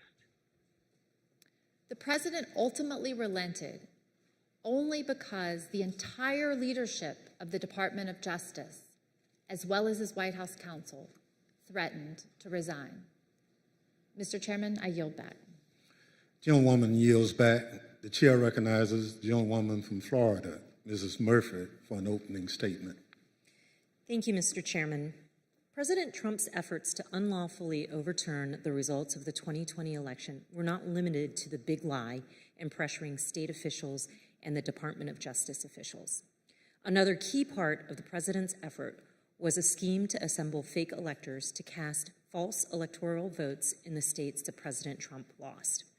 This was something done not only with the president's knowledge, but also with his direct participation. Ronna McDaniel, chair of the Republican National Committee, testified before this committee that President Trump and his attorney, Dr. John Eastman, called her and asked her to arrange for the fake electors to meet and rehearse the process of casting their fake votes. When I received the call, again, I don't remember the exact date. It was from the White House switchboard, and it was President Trump who had contacted me. And did President Trump have anyone else on the line with him? He introduced me to a gentleman named John Eastman. So I vaguely remember him mentioning that he was a professor, and then essentially he turned the call over to Mr. Eastman, who then proceeded to talk about the importance of the RNC helping the campaign gather these contingent electors in case any of the legal challenges that were ongoing changed the result of any of the states. These fake electors were ultimately part of the president's plan to replace genuine Biden electors with Trump electors on January 6th. As part of this plan, the false electoral slates were sent to the National Archives and to the Capitol. The fake electors plan was also tied to another plan, the coercive pressure campaign to make Vice President Mike Pence reject or refuse to count certain Biden electoral votes so that President Donald Trump would, quote, win re-election instead. Here is what Vice President Pence has said about this scheme. President Trump said I had the right to overturn the election. But President Trump is wrong. I had no right to overturn the election. The presidency belongs to the American people and the American people alone. And frankly, there is no idea more un-American than the notion that any one person could choose the American president. Make no mistake, President Trump knew that what he was demanding Vice President Pence do was illegal. He was informed of this repeatedly, and specifically on January 4th. Even his lawyer, John Eastman, admitted in front of President Trump that this plan would break the law by violating the Electoral Count Act. Did John Eastman ever admit, as far as you know, in front of the president, that his proposal would violate the Electoral Count Act? I believe he did on the 4th. And Dr. Eastman confirmed this in writing. Recall this email written on January 6, in which Vice President Pence's counsel asked Dr. Eastman, did you advise the president that in your professional judgment, the vice president does not have power to decide things unilaterally? Dr. Eastman replied, he's been so advised. Of course, President Trump's own White House counsel, Pat Cipollone, also recognized that this plan was unlawful. Here is Mr. Cipollone's testimony. My view is that the vice president didn't have the legal authority to do anything except what he did. There is no doubt that President Trump's pressure campaign on Vice President Pence was significant. On the morning of January 6, President Trump called the vice president from the Oval Office and demanded that he overturn the results of the election. Numerous witnesses told the Select Committee about the invective that President Trump leveled at his own vice president. Something to the effect, the wording's wrong. I made the wrong decision 4 or 5 years ago. And the word that she relayed to that the president called the vice president. I apologize for being impolite, but do you remember what she said her father called him? The P word. But Vice President Pence didn't waver even when his own life was endangered by President Trump and the rioters at the Capitol on January 6th, as you'll see in more detail later. A federal judge concluded, based on this and other evidence, that President Trump's pressure campaign against the vice president likely violated multiple criminal statutes. In the end, all these people, Department of Justice officials, state elections officials, his own vice president, stood strong in the face of President Trump's immense pressure. But as we now know, President Trump had already summoned tens of thousands of his supporters to Washington on January 6th to take back their country. On December 19th, President Trump first told his supporters to come to Washington. In this and numerous other tweets, he fraudulently and repeatedly promoted January 6th as the day Americans could come and change the election outcome. For weeks, President Trump worked with others to plan the rally, intending all along that he would send an assembled crowd of angry supporters to the Capitol after his speech on the ellipse on January 6th. We obtained a text message that one rally organizer sent on January 4th. In part, it reads that, quote, POTUS is going to have us march there / the Capitol, and POTUS is going to just call for it unexpectedly. Again, each of these examples, the big lie, the pressure campaigns against state officials, the pressure campaign against the Department of Justice and his vice president, the fake electors, summoning the mob, all of this demonstrates President Trump's personal and substantial role in the plot to overturn the election. He was intimately involved. He was the central player. Thank you, Mr. Chairman, and I yield back. Gentlewoman yields back. The chair recognizes the gentleman from California, Mr. Schiff, for an opening statement. Thank you, Mr. Chairman. In our past hearings, you have seen direct evidence that President Trump sent a crowd of his supporters to the Capitol on January 6th, knowing they were armed and angry. This was the last, most desperate and dangerous prong of his plan to disrupt the joint session and prevent the orderly transition of power. On the morning of the 6th, the Secret Service was at the ellipse, screening the members of the crowd as they entered the rally site. And they noticed something significant about the crowd. Tens of thousands of people were outside the rally site, but did not want to go through the magnetometers, the metal detectors that were used to screen for dangerous weapons. Since our last hearings, the Select Committee has received greater cooperation from the Secret Service.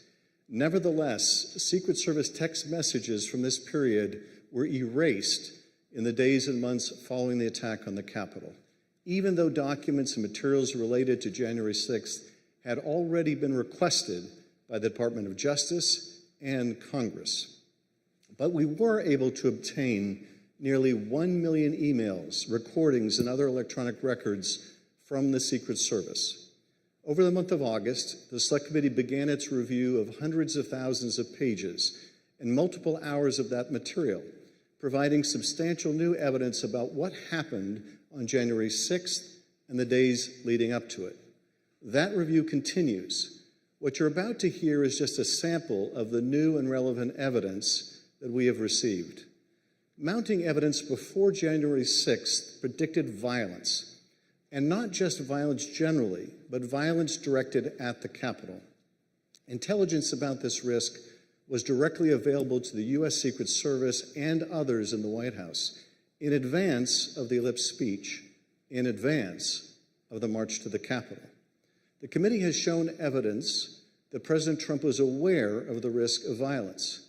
The FBI, U.S. Capitol Police, Metropolitan Police, and other agencies all gathered and disseminated intelligence suggesting the possibility of violence at the Capitol prior to the riot. We're now going to show you just a sample of the evidence we have received.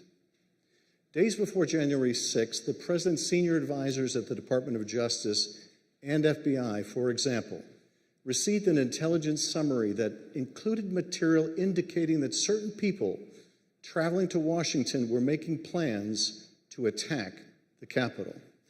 This summary noted online calls to occupy federal buildings, rhetoric about invading the Capitol building, and plans to arm themselves and to engage in political violence at the event.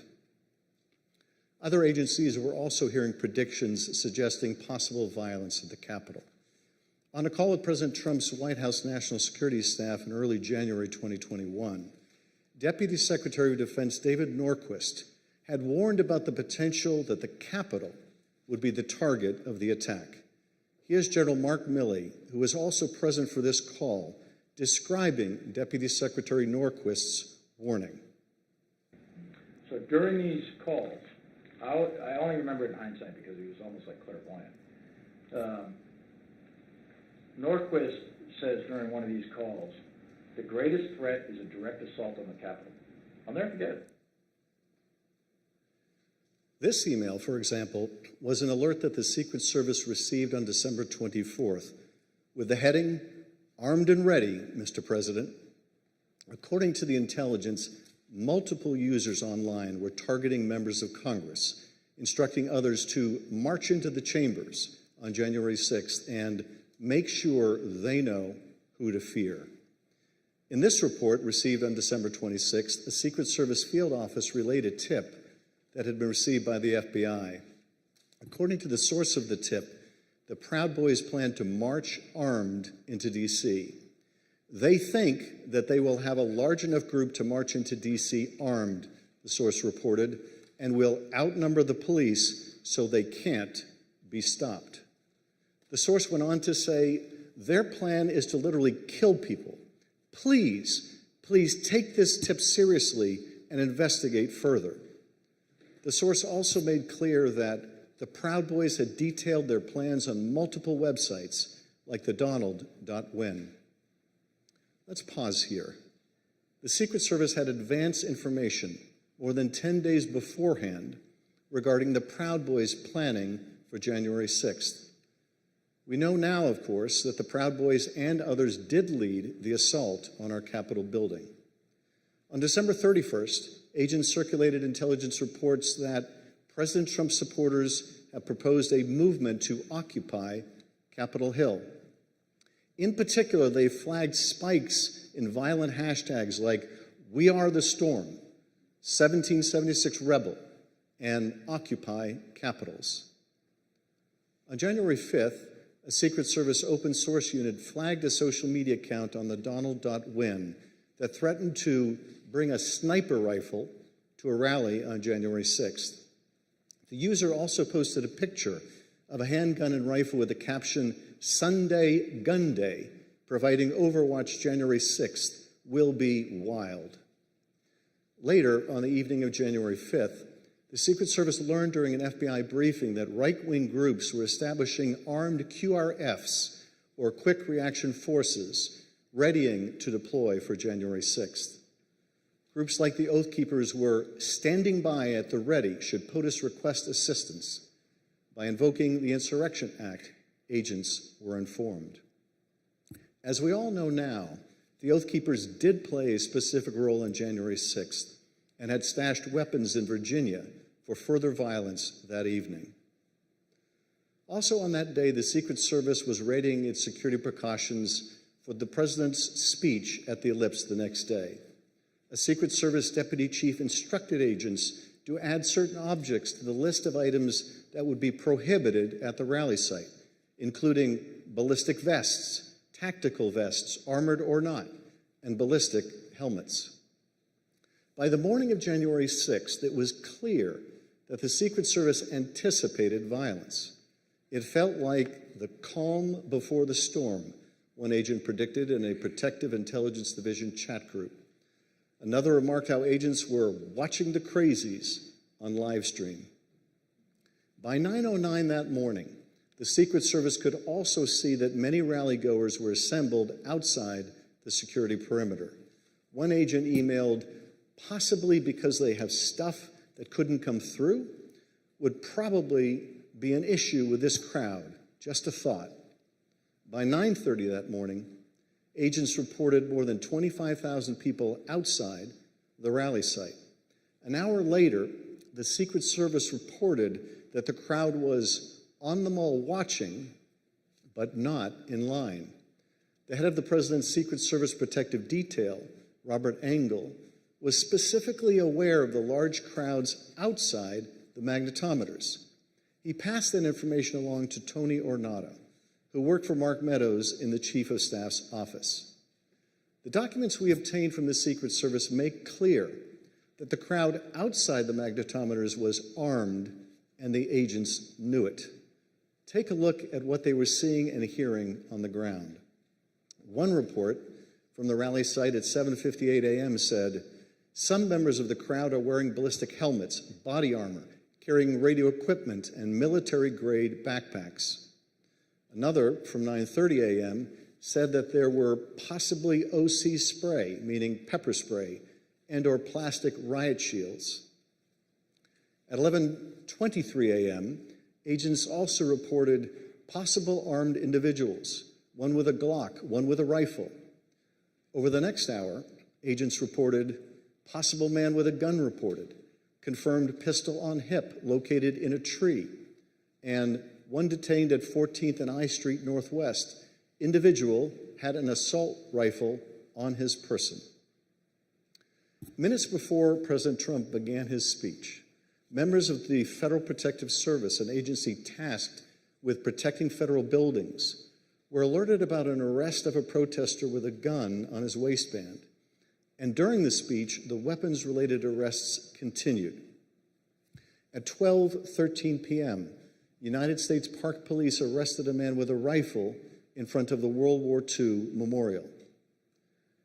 These agents remarked on the number of weapons that had been seized that day, speculating that the situation could get worse. With so many weapons found so far, you wonder how many are unknown, one agent wrote at 12:36 p.m., could be sporty after dark. At 12:47 p.m., another agent responded, no doubt, the people at the Ellipse said they are moving to the Capitol after the POTUS speech. As the documents we received make clear, the Secret Service was aware of weapons possessed by those gathered at rallies in D.C. as early as the evening before. Take this document, for instance, which details multiple arrests in the crowds demonstrating on January 5th. Those arrests were for weapons offenses, handguns, high-capacity feeding devices, ammunition. What the Secret Service saw on the 6th was entirely consistent with the violent rhetoric circulating in the days before the joint session on pro-Trump websites, at times amplified by the president's own advisors. On one of these sites, as you've heard, one of those was called the Donald.win. The Select Committee has obtained a text message that Jason Miller, a senior communications advisor, sent to Mark Meadows less than a week before January 6th. I got the base fired up, he wrote in all caps. He sent a link to this page on the Donald.win. The linked webpage had comments about the joint session of Congress on January 6th. Take a look at some of those comments. Gallows don't require electricity. If the filthy commie maggots try to push their fraud through, there will be hell to pay. Our lawmakers in Congress can leave one of two ways. One, in a body bag. Two, after rightfully certifying Trump the winner. Mr. Miller claimed that he had no idea about the hundreds of comments like these in the link that he sent to Mark Meadows. If I had seen something like that, I probably would have flipped it to someone at the White House. Or if I had seen something of that nature, I would have said, we got to flag this for Secret Service or something of that nature. But the Trump administration was aware of this type of violent rhetoric prior to January 6th. In fact, as we have seen, the Secret Service and other agencies knew of the prospect of violence well in advance of the president's speech at the Ellipse. Despite this, certain White House and Secret Service witnesses previously testified that they had received no intelligence about violence that could have potentially threatened any of the protectees on January 6th, including the vice president. Evidence strongly suggests that this testimony is not credible, and the committee is reviewing additional material from the Secret Service and other sources. The Secret Service was monitoring this kind of online activity and was sharing and receiving the results of that effort. They work closely with other agencies, sharing intelligence about the joint session of Congress derived from social media and other sources. The same day Jason Miller sent his text message, agents received reports about a spike in activity on another platform called Parler. This was December 30th. In this email, an agent received a report noting a lot of violent rhetoric on Parler directed at government people and entities, including Secret Service protectees. One of these protectees was Vice President Pence, perhaps the primary target of President Trump's pressure campaign in the days leading up to January 6th. The day before the joint session, on January 5th, Secret Service was aware of increased chatter focused on Vice President Pence, in particular, whether he would do what President Trump wanted him to do, reverse the results of the election in the joint session the next day, January 6th. On the morning of the 6th, agents received alerts of online threats that Vice President Pence would be, quote, a dead man walking if he doesn't do the right thing. Another agent reported, quote, I saw several other alerts saying they will storm the Capitol if he doesn't do the right thing. The anger reflected in these postings was obvious. The man at the center of the storm on January 6th, President Trump. On the evening of January 5th, President Trump gathered a few of his communication staffers in the Oval Office. The door was open, allowing the president and others assembled there to hear the sounds of the crowd gathered at Freedom Plaza just a few blocks from the White House. President Trump could tell that his supporters were riled up. Here again is Judd Deere, a deputy White House press secretary, describing the president's reaction. He fairly quickly moved to how fired up the crowd is, or was going to be. What did he say about it? Just that they were fired up, they were angry, they feel like the election has been stolen, that the election was rigged, that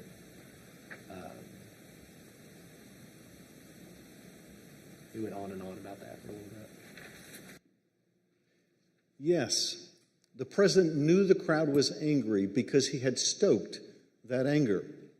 He knew that they believed that the election had been rigged and stolen because he had told them falsely that it had been rigged and stolen.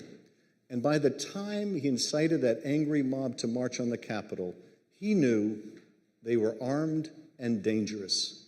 All the better to stop the peaceful transfer of power. Mr. Chairman, I yield back. Gentleman yields back.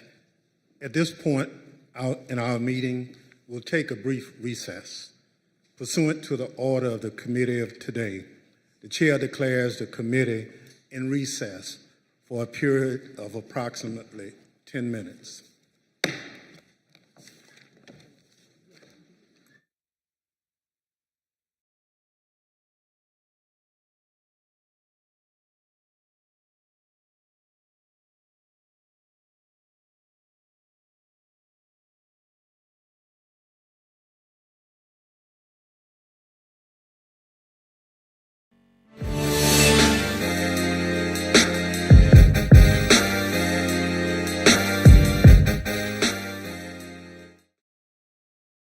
And first tonight, CMPD's latest crime update showing overall crime is up, but most violent crimes are down. That's according to its third quarter stats. Note that we said most. WCNC Charlotte's Jane Monreal shows us the two areas of violent crime seeing an uptick. CMPD says more than 1,100 robberies were reported through September. Compared to 2021, that's an increase of 6.5%.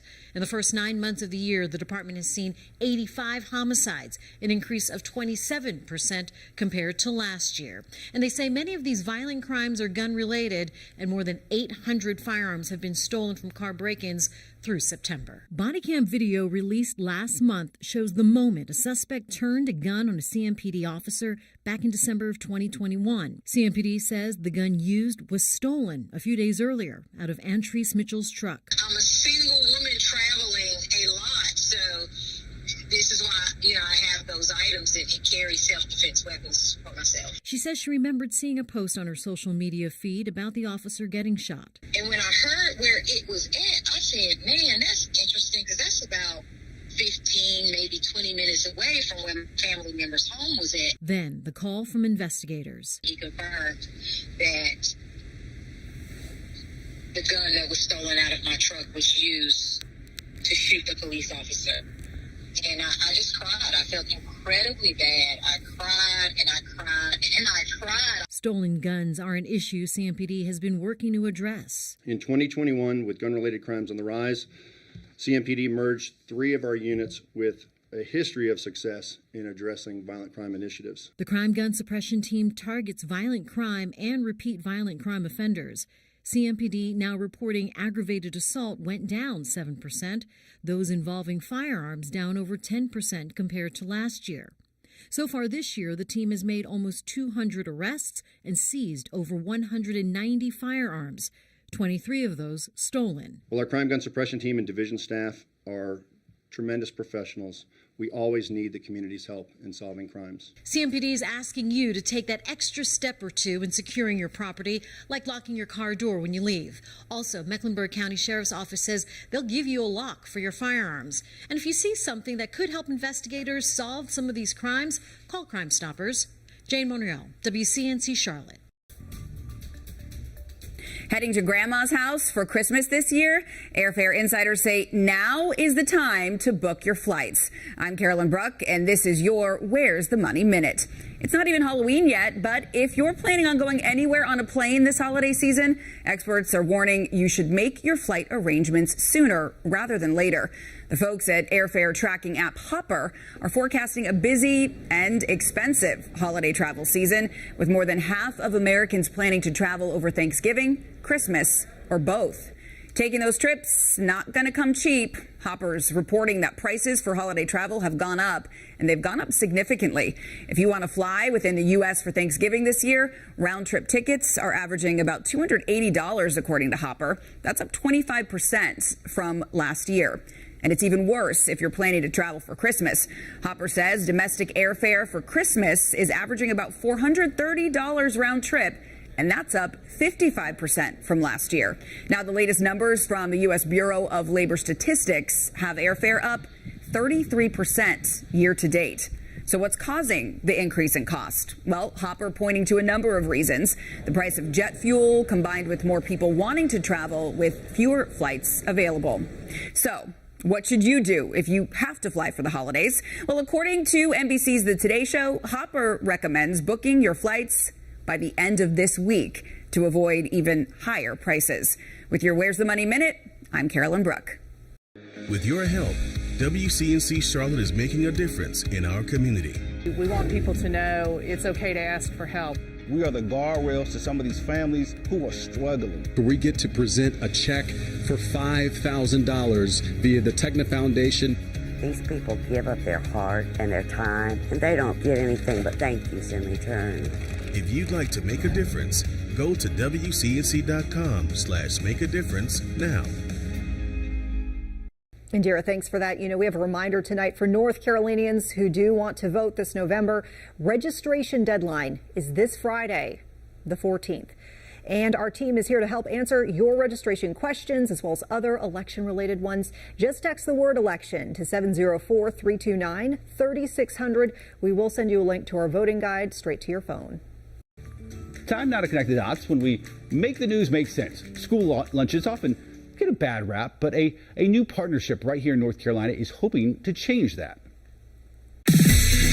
The new program will benefit local farmers and give kids healthier options at school. Let's connect the dots. A new grant will allow the North Carolina Department of Agriculture to buy locally grown produce from farmers. They can then distribute that food to local schools. The schools benefiting from the program will be hand-picked. Officials say they will generally have a high proportion of families who struggle financially and may have trouble serving fresh fruits and vegetables to their kids at home. Locally, several of our area schools are expected to benefit. According to the USDA, some schools in Cabarrus County, Union County, and Hickory will all be part of the project. Officials say in the end, this is a win-win for everyone. And that is Connecting the Dots. Verify, WCNC Charlotte. Verify is all about trying to make a difference in the community by making sure that the community has the correct information. This is what we know, and hey, this is what we don't know. Sometimes you're actually surprised by the answer. Verify the difference. Verify is a great way to combat that misinformation, making sure that people know the process of the reporting. To make college more accessible, a growing number of institutions are eliminating student debt altogether. 22 schools now have no loan policies, which means they will meet 100% of an undergraduate's need for financial aid with grants rather than education debt. These schools include Davidson College and Duke University. Davidson had actually had a no loan policy in place since 2007. The school's president says the policy helped raise the percentage of students who choose to enroll after being admitted, as well as helping to diversify the student body. New at 6, a growing number of homeowners associations across the area are trying to put a stop to rental houses in neighborhoods. And now, to try to combat that, a new organization is in the works to lobby for the single-family rental industry. Yeah, the National Rental Home Council is setting up its first local chapter in the entire country here. This comes as WCNC Charlotte has told you before. This in-depth investigation into the rise in corporate landlords. You might remember that piece our Nate Morabito did. Well, he's discovered that this national lobbying group is now trying to change this narrative at the local level. So he's seeking solutions tonight. The National Rental Home Council, or NRHC, doesn't have an office or physical location just yet, but expect the group to make its presence known in the very near future.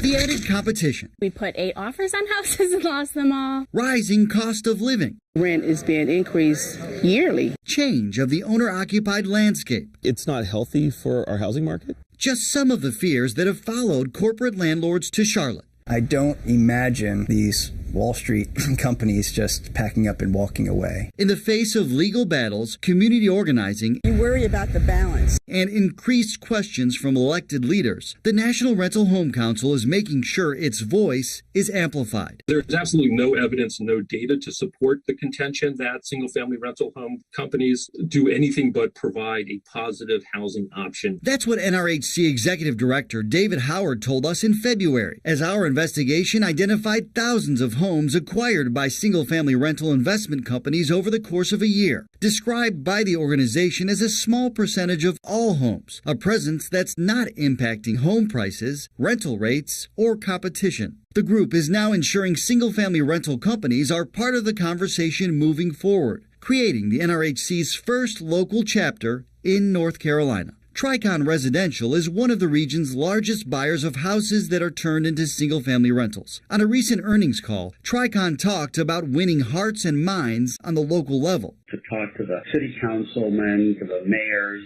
to really tell them our side of the story. They're here to make sure that they are in the ears of our city council and our county commission because our tenants are. Action NC Housing Justice Organizer Jessica Maria Moreno isn't surprised the industry lobbying group is starting in Charlotte. When tenants are organized, it's a threat to the bottom line. Especially considering advocates here have raised concerns about unfixed repairs, unreachable out-of-state landlords, and displacement. I'm glad that they're here because hopefully now our tenants can talk directly with them. In the face of criticism, everyone should have a home. Some single-family rental tenants have voiced their support for this housing option. Renting first was just the best way to avoid making the wrong decision. But the opposition has often overshadowed their cause.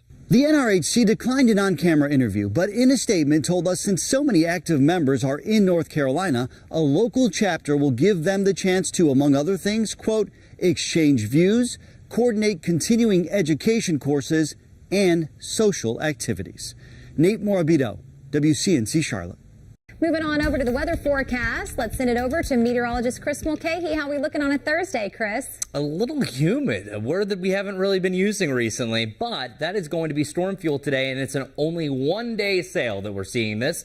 The lower to the mid-60s will keep us in that sticky to not necessarily too uncomfortable for the temperature range that we have, but look what our dew points do through the day. They're mainly in the lower to the mid-60s, and then boom, dropping off big time back to that dry status, and that's all associated with a cold front. So that cold front pushing in today will allow for a general chance for thunderstorms. Really starts around Hickory, pushes its way off towards the east. Doesn't really look to be big time storms, but still a rumble of thunder is possible for a few of us. And we're actively breaking the clouds open. So that's also allowing for a little bit of blue sky, some sunshine, which destabilizes the atmosphere. Here's the setup. You got warm air coming from the south and southwest, cooler air from the northwest. We're not seeing this as a big time cold front, really just a cool front that pushes into the area. But here's that rain chance. Seeing a slight chance here about 3 o'clock to 5 o'clock to 7 o'clock, and then it's eventually out of here. So only a portion of us will have that brief shower or even thunderstorm as the extreme limit. And then by the time you get to the middle of the evening, everything is past and gone. So that hourly forecast, things actually get better. You do have that brief window for a shower, but you should have a nice mix of clouds and sunshine with temperatures in the mid-70s. And then overnight tonight, temperatures will start to hit that cooler end. So high temperatures today right at about 76 degrees. That's fantastic. I like that. And the 60s up in the mountains, 75 for you in Morganton. Overnight tonight, we're back to the cold status. We started off in the 60s this morning. That was very mild. Well, we're returning to the 40s, and you're even seeing the 30s again for the mountains, but that's nothing. We're about to get a whole lot colder. Check this out. A second cold front will move through on Sunday night to Monday, bringing temperatures down to the 30s Wednesday, Thursday, and Friday morning of next week. The last time that we had 3 days in a row in the 30s was April 8th to the 10th. Last time that Charlotte was physically in the 30s was April 20th of this year. So our hourly forecast for tomorrow, not taking a huge hit temperature-wise. Lots of sunshine, lower 70s. Weekend forecast looks lovely. 80 degrees on Sunday. That's right. You're going to see more clouds on Sunday. We saw this last week that it was perfectly sunny on Saturday. More clouds move in on Sunday. That's all associated with our next system that's going to roll in. Here it is. That high pressure system going to keep us nice and dry for your Friday, for your Saturday. It's this front up here that takes its time getting in here. That's what's really going to cool us down. But it takes about a day of that cool down for it to eventually work its way back into the area. So all in all, it's going to be a big dip in temperatures. If you are looking forward to maybe making a crock pot of chili, well, that's coming because that isolated rain chance on Sunday and Monday, we see that drop down in temperatures following that immediately. 58, 59 degrees on Tuesday and Wednesday, and already mentioned, starting off the mornings in the 30s. So get ready for the cool down. So take advantage of the near 80-degree temperatures that we see this weekend because it looks like we're not going to see them for the next couple of weeks. Ben?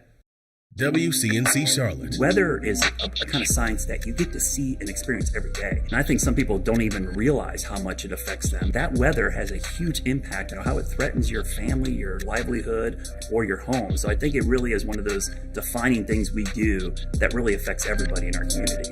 See the difference. That process of giving you a warning ahead of time and keeping you and your family safe is really important to me because I live here too. It's my family, it's my friends, it's my neighbors. New at 6, having a child battling cancer is tough enough for any parent. Now imagine there could be a way to save them from suffering, even potentially cure them, but insurance won't cover it. And that is the reality for a family. And a local nonprofit is stepping in now to foot the bill. There is a powerful reason why, too. WCNC Charlotte's Michelle Bowden with this story in tonight's Where's the Money? The Isabella Santos Foundation is named for a little girl who lost her cancer battle. Now her friends and family are trying to make sure other kids are armed with everything they need to fight cancer, even though insurance companies aren't willing to help. Mr. Aguilar for an opening statement. Thank you, Mr. Chairman. On the morning of January 6th, President Trump knew that the crowd was angry. He knew that they were armed and dangerous, and he knew that they were going to the Capitol. It's important to understand the lengths the president was willing to go to physically be at the Capitol because it was part of his strategy to disrupt Congress and to stay in power. As the time for the Ellipse rally approached, an email was circulated among intelligence officials, including Secret Service intelligence official, attaching communications among rallygoers that specifically contemplated violence. Trump has given us marching orders.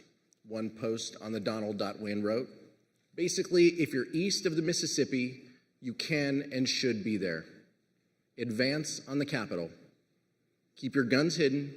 Don't fuck around. Full kits, 180 rounds minimum for main rifle, another 50 for sidearm per person. What is clear from this record is that the White House had more than enough warning to warrant stopping any plan for an Ellipse rally and certainly for stopping any march to the Capitol.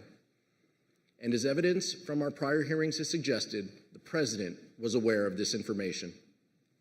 But despite awareness of the potential for violence and weapons among the crowd, the Ellipse event nevertheless went forward, and Donald Trump instructed the angry crowd, some of whom were armed, to march to the Capitol.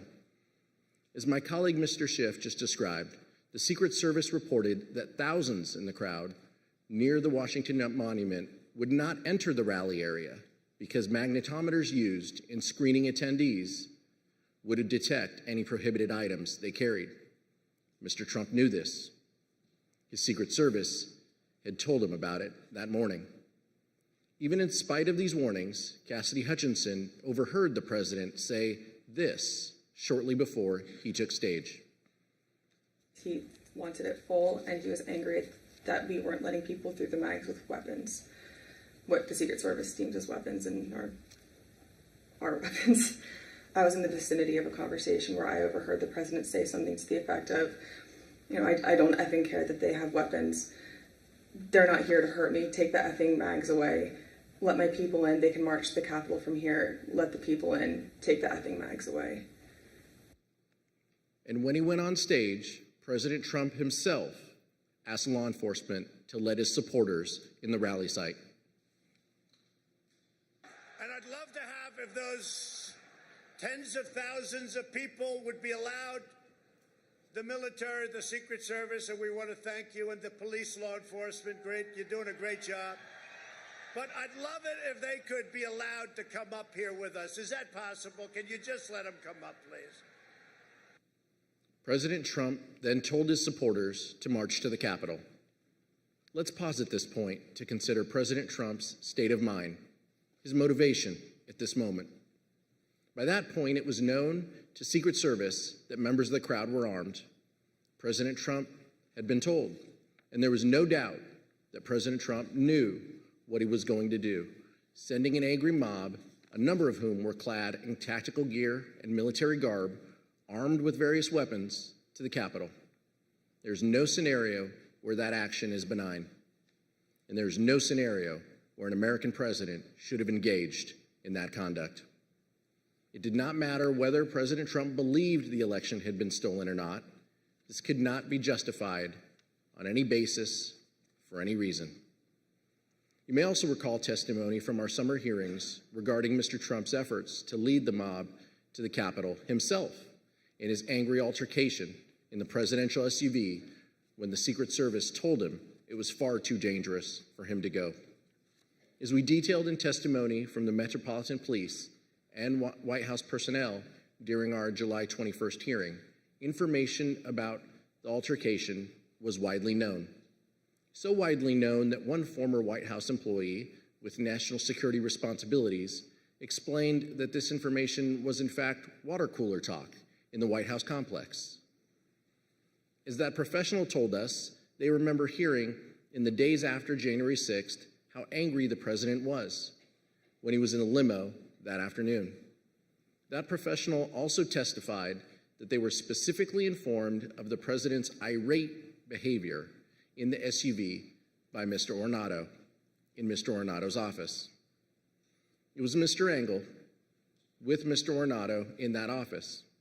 They'd expressed to me that the president was irate, on the drive up. Mr. Engel did not deny the fact that the president was irate. That, of course, corresponds closely with the testimony you saw this summer from Cassidy Hutchinson, a Metropolitan Police officer who was in the motorcade, and from multiple sources. Additionally, after concluding its review of the voluminous additional Secret Service communications from January 5th and January 6th, the committee will be recalling witnesses and conducting further investigative depositions based on that material. Following that activity, we will provide even greater detail in our final report. And I will also note this.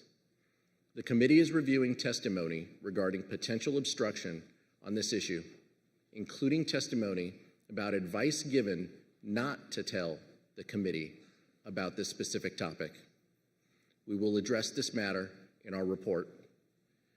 We also want to remind you now of how security professionals working in the White House complex and who reported to national security officials responded when they learned that Mr. Trump intended to lead the mob to the Capitol.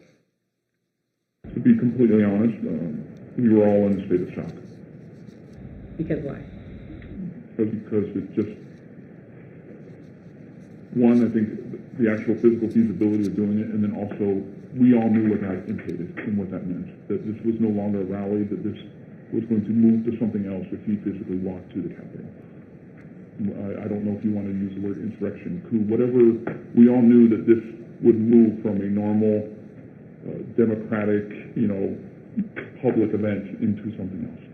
Why were we alarmed? Right. The president wanted to lead tens of thousands of people to the Capitol. I think that was enough grounds for us to be alarmed.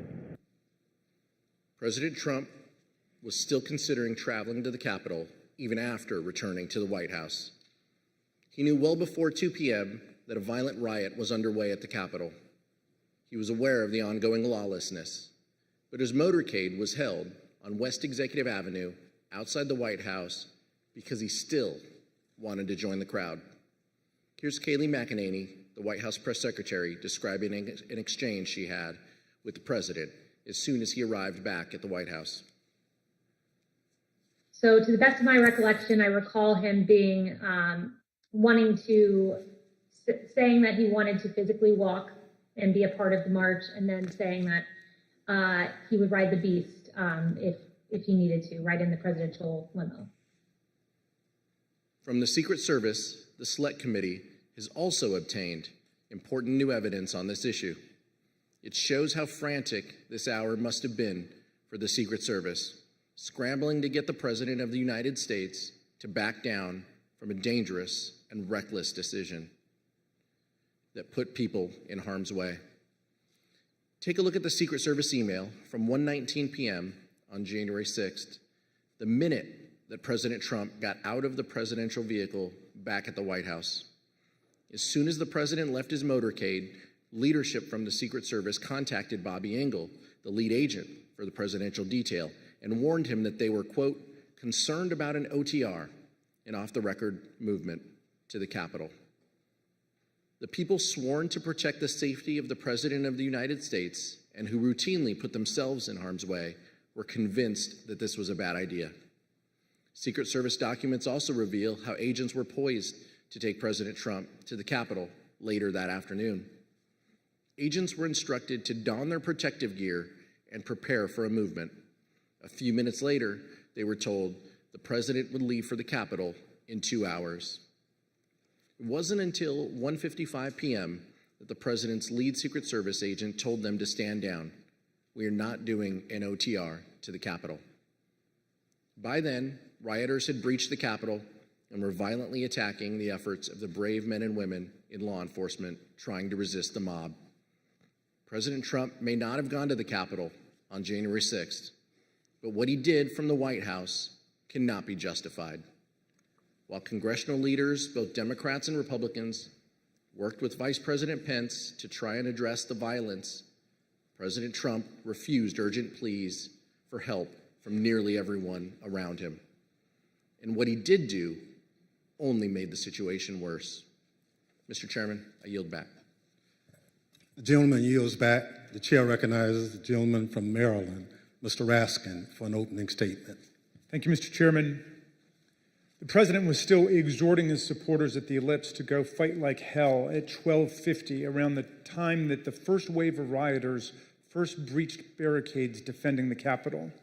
Secret Service documents we recently received give a timeline of precisely what the White House knew and when. At 1:19, the President's Emergency Operations Center sent an email to Secret Service, national security, and military advisors to the President and Vice President, informing them that, quote, hundreds of Trump supporters stormed through metal barricades at the back of the Capitol building about 1 p.m. Wednesday, running past security guards and breaking fences. When the president returned to the White House around 1:20, he entered the Oval Office and was told right then about the onset of violence at the Capitol. From that point until approximately 4 p.m., over the next 2 hours and 40 minutes, the president stayed in the White House dining room, attached to the Oval Office, and watched this unprecedented assault take place at the Capitol. We have testimony from several members of the president's White House staff establishing that President Trump refused entreaties from his closest advisors and family members to tell his supporters to stand down and leave the Capitol. Here's the testimony of President Trump's White House counsel, Pat Cipollone. I can't talk about conversations with the president, but I can generically say that I said, people need to be told, there needs to be a public announcement fast that they need to leave the Capitol. And Pat, could you let us know approximately when you said that? Approximately when? Almost immediately after I found out people were getting into the Capitol or approaching the Capitol in a way that was violent. You on the staff did not want people to leave the Capitol. On the staff? In the White House. I can't think of anybody, on that day who didn't want people to get out of the Capitol once, particularly once the violence started. No, I mean.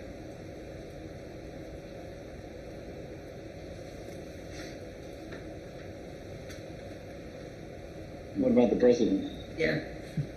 Well, she said the staff, so I answered. No, I said in the White House. Oh, I'm sorry. I apologize. I thought you said who else on the staff.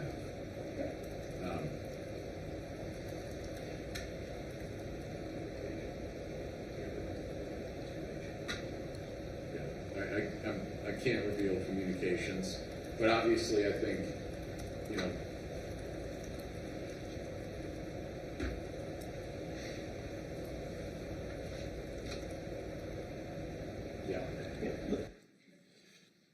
Mr. Cipollone's testimony is corroborated by multiple other White House staff members, including Cassidy Hutchinson. Here's Ms. Hutchinson describing what she heard from Mark Meadows.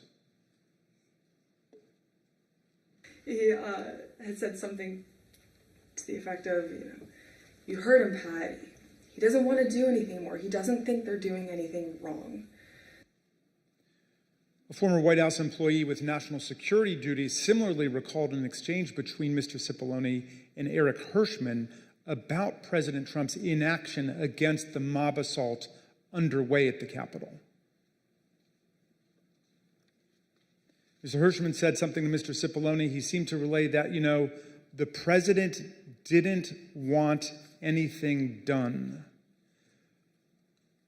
Throughout this period, some of the president's most important political allies, family members, and senior staff all begged him to tell his supporters to disperse and go home. They included Sean Hannity, Laura Ingraham, and other allies at Fox News, his son, Donald Trump Jr., the House Minority Leader, Kevin McCarthy, others in Congress, and officials in the cabinet and the executive branch. All of them made appeals to Donald Trump, which he rejected and he ignored. The Select Committee interviewed several people who were in the dining room with Donald Trump that afternoon, and every single one of these witnesses told us that he was watching the violent battles rage on television. He did not call his Secretary of Defense or the National Guard, the Chief of the Capitol Police, or the Chief of the Metropolitan Police Department. And to your knowledge, was the president in that private dining room the whole time that the attack on the Capitol was going on? Or did he ever go, to, again, only to your knowledge, to the Oval Office, to the White House Situation Room, anywhere else? To the best of my recollection, he was always in the dining room. Yeah, what did they say, Mr. Meadows or the president, at all, during that brief encounter that you were in the dining room? What do you recall? I think everybody was watching the TV. Do you know whether he was watching TV in the dining room when you talked to him on January 6th? It's my understanding he was watching television. When you were in the dining room in these discussions, was the violence at the Capitol visible on the screen on the television? Yes. As the president watched the bloody attack unfold on Fox News from his dining room, members of Congress and other government officials stepped into the gigantic leadership void created by the president's chilling and studied passivity that day. What you're about to see is previously unseen footage of congressional leaders, both Republicans and Democrats, as they were taken to a secure location during the riot. You'll see how everyone involved was working actively to stop the violence, to get federal law enforcement deployed to the scene, to put down the violence and secure the Capitol complex. Not just Democrats like Speaker Nancy Pelosi and House Majority Leader Steny Hoyer, but Republicans like Vice President Pence, Senate Majority Leader Mitch McConnell, Majority Whip John Thune, and countless other appointees across the administration. All of them did what President Trump was not doing, what he simply refused to do. Take a listen.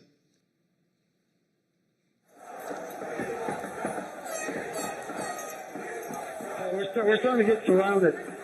They're taking the north front scaffolding. Unless we get more munitions, we're not going to be able to hold. The door has been breached and people are gaining access into the Capitol.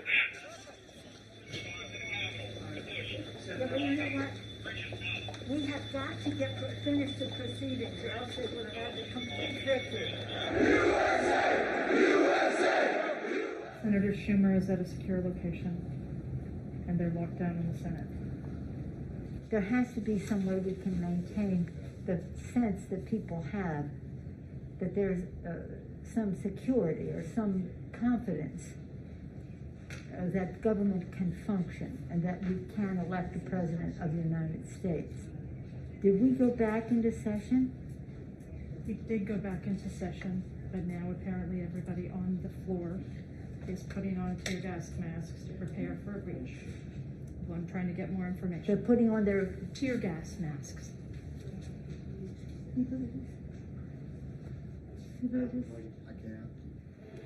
We need an area for the House members. They're all walking over now through the tunnels.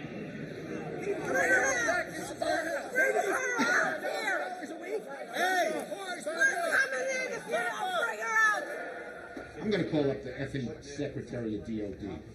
We have some senators who are still in their hideaways. They need massive personnel now. Can you get the Maryland National Guard to come too? I have something to say, Mr. Secretary. Well, I'm going to call the mayor of Washington, D.C. right now and see what other outreach she has to other police departments, as Senate Leader Hoyer has mentioned.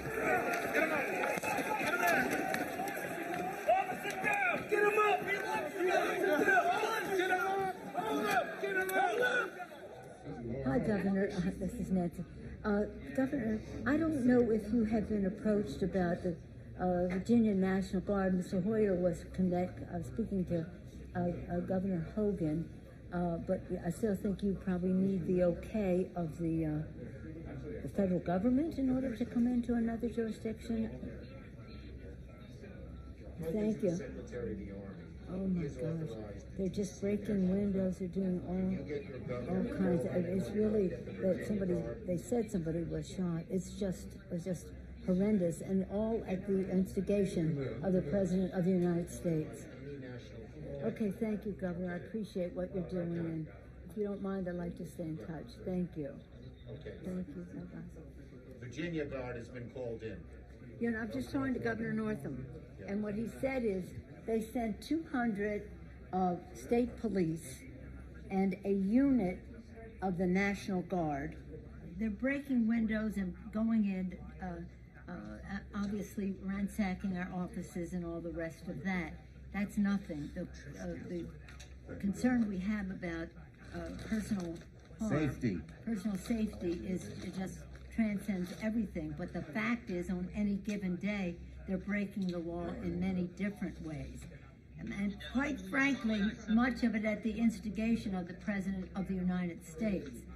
And now, if he could at least somebody. Yeah, why don't you get the President to tell them to leave the Capitol, Mr. Attorney General, in your law enforcement responsibility? A public statement, they should all leave. USA! USA! USA! USA! USA! USA! USA! This cannot be just we're waiting for so-and-so. We need them there now, whoever you got. You also have troops. This is Steny Hoyer. Troops. Okay, so we have a little bit of time to make that decision. Andrews Air Force Base. All right. Other military bases. Thank you. We need active duty National Guard.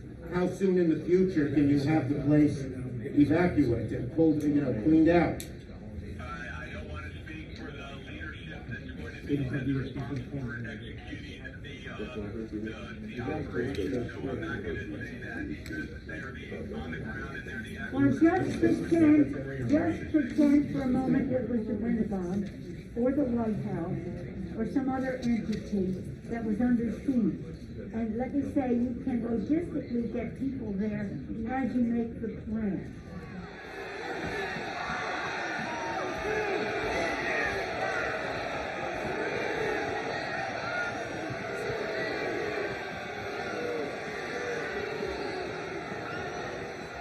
We're trying to figure out how we can get this job done today. We talked to Mitch about it earlier. He's not in the room right now, but he was with us earlier and said, we want to expedite this, and hopefully they could confine it to just one complaint, Arizona, and then we could vote, and it would be, then just move forward with the rest of the state. The overriding wish is to do it at the Capitol. What we are being told very directly is it's going to take days for the Capitol to be okay again. We've gotten a very bad report about the condition of the House floor with defecation and all that kind of thing as well. I don't think that that's hard to clean up, but I do think it is more from a security standpoint of making sure that everybody is out of the building, and how long will that take? I just got off with the Vice President. And I got off with the Vice President-elect. So I'll tell you. Okay. But what we left the conversation with, because he said he had the impression from Mitch that Mitch wants to get everybody back to do it there.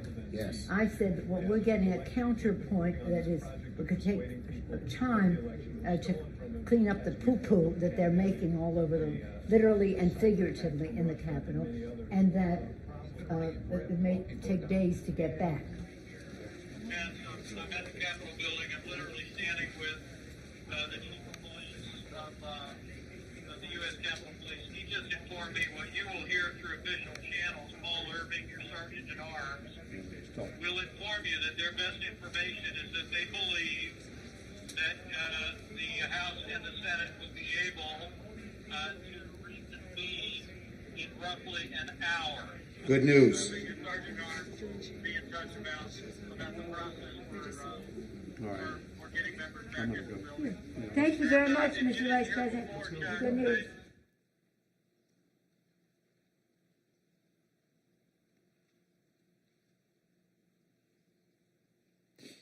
In this video, you just saw Senator Chuck Schumer urging Acting Attorney General Jeff Rosen to get President Trump to call off the rioters.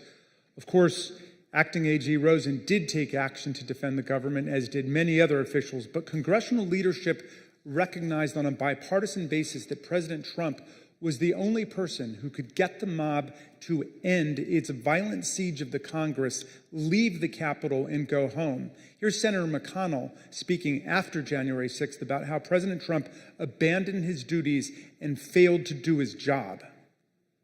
It was obvious that only President Trump could end this. He was the only one who could. Former aides publicly begged him to do so. loyal allies frantically called the administration. The president did not act swiftly. He did not do his job. He didn't take steps so federal law could be faithfully executed and order restored. No.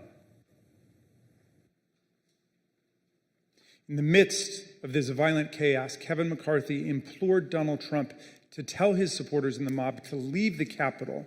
And when that didn't work, McCarthy called Trump's adult children to try to get them to intercede with Trump to call off the insurrectionary violence.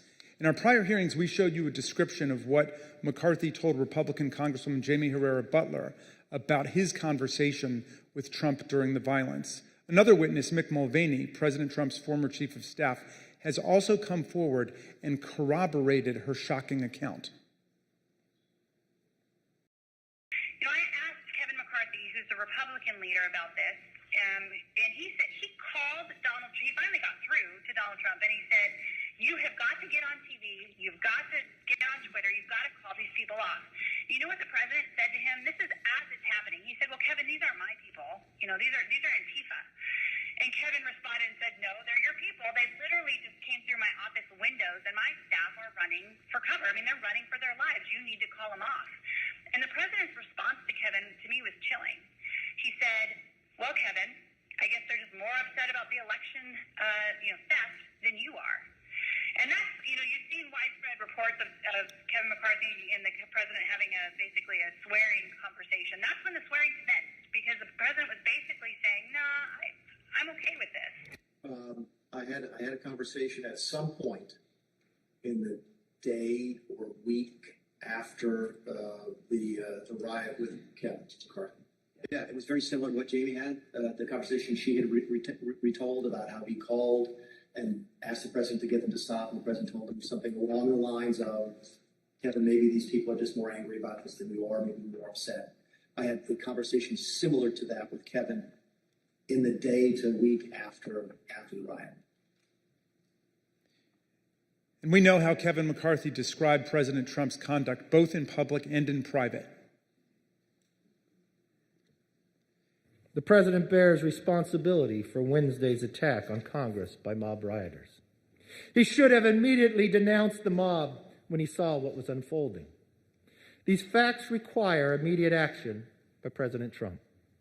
Accept his share of responsibility, quell the brewing unrest, and ensure President-elect Biden is able to successfully begin his term.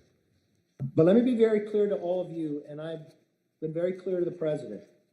He bears responsibilities for his words and actions. No ifs, ands, or buts. I asked him personally today, does he hold responsibility for what happened? Does he feel bad about what happened? He told me he does have some responsibility for what happened. And he needs to acknowledge that. 2:24 p.m., knowing the deadly riot was now bearing down on his own vice president, President Trump composed and sent a tweet attacking Vice President Pence, accusing him of cowardice for not unilaterally rejecting Electoral College votes for Joe Biden and simply handing Trump the presidency. The impact of that tweet was foreseeable and predictable. It further inflamed the mob, which was chanting, "Hang Mike Pence," and provoked them to even greater violence. This deliberate decision to further enrage the mob against Vice President Pence cannot be justified by anything that President Trump might have thought about the election. The tweet came precisely at the time Pence's Secret Service detail was most seriously concerned for the vice president's physical safety. We've obtained new documents from the Secret Service, real-time chats that underscore the threat they knew the vice president would be facing because of the president's escalating incitement of the mob. After Trump's tweet, one agent in the Secret Service's intelligence division immediately warned, "POTUS just tweeted about Pence, probably not going to be good for Pence." Another agent reported the dramatic impact of Trump's anti-Pence tweet on his followers. POTUS said he lacked courage, over 24,000 likes in under 2 minutes. Employees at Twitter were nervously monitoring the situation. They knew that certain Twitter users were rioting at the Capitol and tweeting about it at the same time. As the afternoon progressed, the company detected a surge in violent hashtags on the platform, including lines of lethal incitement like "Execute Mike Pence." Listen to this former Twitter employee, Anika Navarroli, who first came to the committee anonymously, but has now bravely agreed to be named because she wants to speak out about the magnitude of the threats facing our people. And you were also seeing content on the platform at that time that was threatening towards the vice president. Hashtag execute Mike Pence. They were literally calling for his execution. As this tweet was going out. Yes. And in response to this tweet too, because I think as many of Donald Trump's tweets did, it again fanned the flames, and it was individuals who were already constructing gallows, who were already willing and able and wanting to execute someone and looking for someone to be killed. Now the individual who has called upon them to begin this coup is now pointing the finger at another individual while they're ready to do this. Here's a small sample of the reactions that President Trump's "Fan the Flames" tweet provoked among Capitol rioters in real time. What percentage of the crowd is going to the Capitol? 100%. It is spread like wildfire that Pence has betrayed us, and everybody's marching on the Capitol. All 1 million of us. It's insane. Not stick up for Donald Trump. Mike Pence. Mike Pence has screwed us. In case you haven't heard yet. What happened? I keep hearing that Mike Pence has screwed us. That's the word. I keep hearing reports that Mike Pence has screwed us. Between 2:30 and 2:35, within 10 minutes of President Trump's tweet, thousands of rioters overran the line that the Metropolitan Police Force's Civil Disturbance Unit was holding on the west side of the Capitol. This was the first time in the history of the Metropolitan Police Department that a security line like that had ever been broken. President Trump's conduct that day was so shameful and so outrageous that it prompted numerous members of the White House staff and other Trump appointees to resign. In prior hearings, you've heard Deputy National Security Advisor Matt Pottinger and Deputy White House Press Secretary Sarah Matthews explain why they felt compelled to resign on that day. Since then, we've spoken to more high-ranking officials, like President Trump's envoy to Northern Ireland and former Chief of Staff Mick Mulvaney, and Transportation Secretary Elaine Chao, who resigned after the 6th in protest of Trump's misconduct and to dissociate themselves from his role in the violence. Take a listen to what they had to say. I was stunned by violence and was stunned by the president's apparent indifference to the violence. Now is the time for the president to be presidential. I thought he failed at doing it.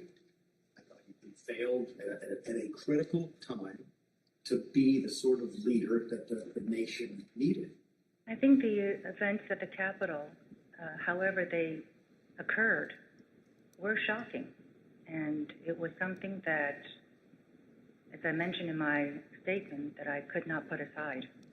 And at a particular point, the events were such that it was impossible for me to continue, given my personal values and my philosophy.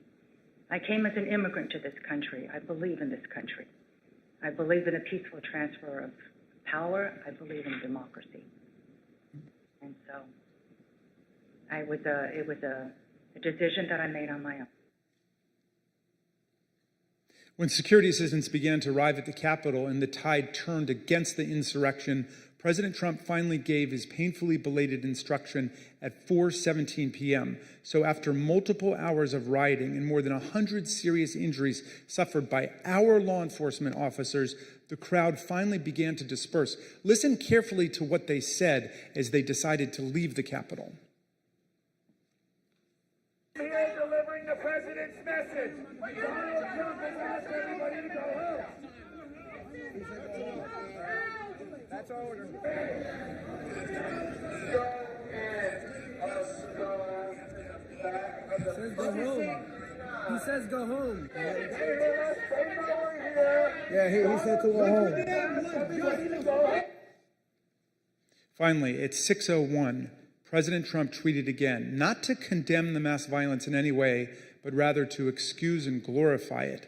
Significantly, he made it clear that he considered the violence perfectly foreseeable and predictable. Check it out. These are the things and events that happen when a sacred landslide election victory is so unceremoniously, viciously stripped away from great patriots who have been badly, unfairly treated for so long. These are the things that happen, he said, giving the whole game away. Trump was telling us that the vice president, the Congress, and all the injured and wounded cops, some of whom are with us today, got what was coming to us. According to Trump, January 6th should not be a day that lives in shame and infamy in our history, but rather in glory. Remember this day forever, he wrote proudly, as if he were talking about D-Day or the Battle of Yorktown. Trump did nothing to stop the deadly violence for obvious reasons. He thought it was all justified, he incited it, and he supported it. Would it have been possible at any moment for the president to walk down to the podium in the briefing room and talk to the nation at any time between when you first gave him that advice at 2 o'clock and 4:17 when the video statement? Would that have been possible? Would it have been possible? Yes. Yes, would have been possible. If the president had wanted to make a statement and address the American people, he could have been on camera almost instantly. And conversely, the White House press corps has offices that are located directly behind the briefing room. And so if he had wanted to make an address from the Oval Office, we could have assembled the White House press corps probably in a matter of minutes to get them into the Oval for him to do an on-camera address. Mr. Chairman, nothing in law or fact could justify the president's failure to act. And I assume you also would agree the president has a particular obligation to take care that the laws be faithfully executed. That is one of the president's obligations, correct. Mr. Chairman, in numerous places, our Constitution strongly opposes insurrection and rebellion. Article 1 gives Congress the power to call forth the militia to suppress insurrections. Section 3 of the 14th Amendment disqualified from holding federal and state office anyone who has sworn an oath to defend the Constitution but betrays it by engaging in insurrection or rebellion. It was President Lincoln at the start of the Civil War in 1861 who best explained why democracy rejects insurrection. Insurrection, he said, is a war upon the first principle of popular government, the rights of the people. American democracy belongs to all the American people, not to a single man. Thank you, Mr. Chairman. I yield back. The gentleman yields back. During this committee's first hearing in July of last year, our witnesses were 4 police officers who helped repel the riots of January 6th. We asked them what they hoped to see the committee accomplish over the course of our investigation. Officer Gunnell wanted to know why the rioters were made to believe that the election process was rigged. Officer Fanone asked us to look into the actions and activities that resulted in the day's events. Officer Hodges was concerned about whether anyone in power had a role. Officer Dunn put it simply, get to the bottom of what happened. We've worked for more than a year to get those answers. We've conducted more than 1,000 interviews and depositions. We received and reviewed hundreds of thousands of pages of documents. Thanks to the tireless work of our members and investigators, we have left no doubt, none, that Donald Trump led an effort to upend American democracy that directly resulted in the violence of January 6th. He tried to take away the voice of the American people in choosing their president and replace the will of the voters with his will to remain in power. He is the one person at the center of the story of what happened on January 6th. So we want to hear from him. The committee needs to do everything in our power to tell the most complete story possible and provide recommendations to help ensure nothing like January 6th ever happens again. We need to be fair and thorough and gain a full context for the evidence we've obtained. But the need for this committee to hear from Donald Trump goes beyond our fact-finding. This is a question about accountability to the American people. He must be accountable. He is required to answer for his actions. He's required to answer to those police officers who put their lives and bodies on the line to defend our democracy.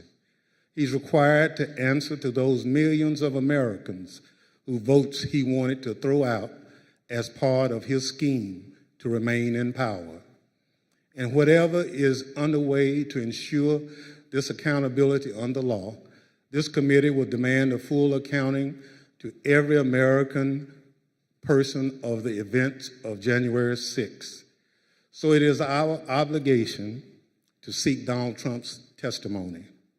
There's precedent in American history for Congress to compel the testimony of a president. There's also precedent for presidents to provide testimony and documentary evidence to congressional investigators. We also recognize that a subpoena to a former president is a serious and extraordinary action. That's why we want to take this step in full view of the American people, especially because the subject matter at issue is so important to the American people and the stakes are so high for our future and our democracy. And so I recognize the Vice Chair, Ms. Cheney of Wyoming, to offer a motion. Mr. Chairman, pursuant to today's notice, I send to the desk a committee resolution and ask for its immediate consideration. The clerk will report the resolution. Committee Resolution 1, resolved that the chairman be and is hereby directed to subpoena Donald J. Trump for documents and testimony in connection with the January 6th attack on the United States Capitol pursuant to Section 5C4 of House Resolution 503 and Clause 2M of Rule 11 of the Rules of the House of Representatives. The gentlewoman from Wyoming is recognized on her resolution. Thank you, Mr. Chairman.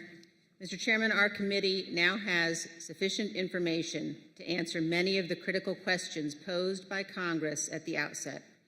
We have sufficient information to consider criminal referrals for multiple individuals and to recommend a range of legislative proposals to guard against another January 6th. But a key task remains. We must seek the testimony under oath of January 6th central player. More than 30 witnesses in our investigation have invoked their Fifth Amendment right against self-incrimination, and several of those did so specifically in response to questions about their dealings with Donald Trump directly. Here are a few examples. This is Roger Stone with Oath Keepers at the Willard Hotel on the morning of January 6th. And here is Mr. Stone testifying before our committee. Did you speak to President Trump on his private cell phone on either January 5th or January 6th? Once again, on advice of counsel, I will assert my Fifth Amendment right to respectfully decline to answer your question. This is General Michael Flynn walking with Oath Keepers on December 12th, 2020. And here is General Flynn's testimony before our committee. Did you, General Flynn, talk to President Trump at any point on January 6, 2021? The 5th.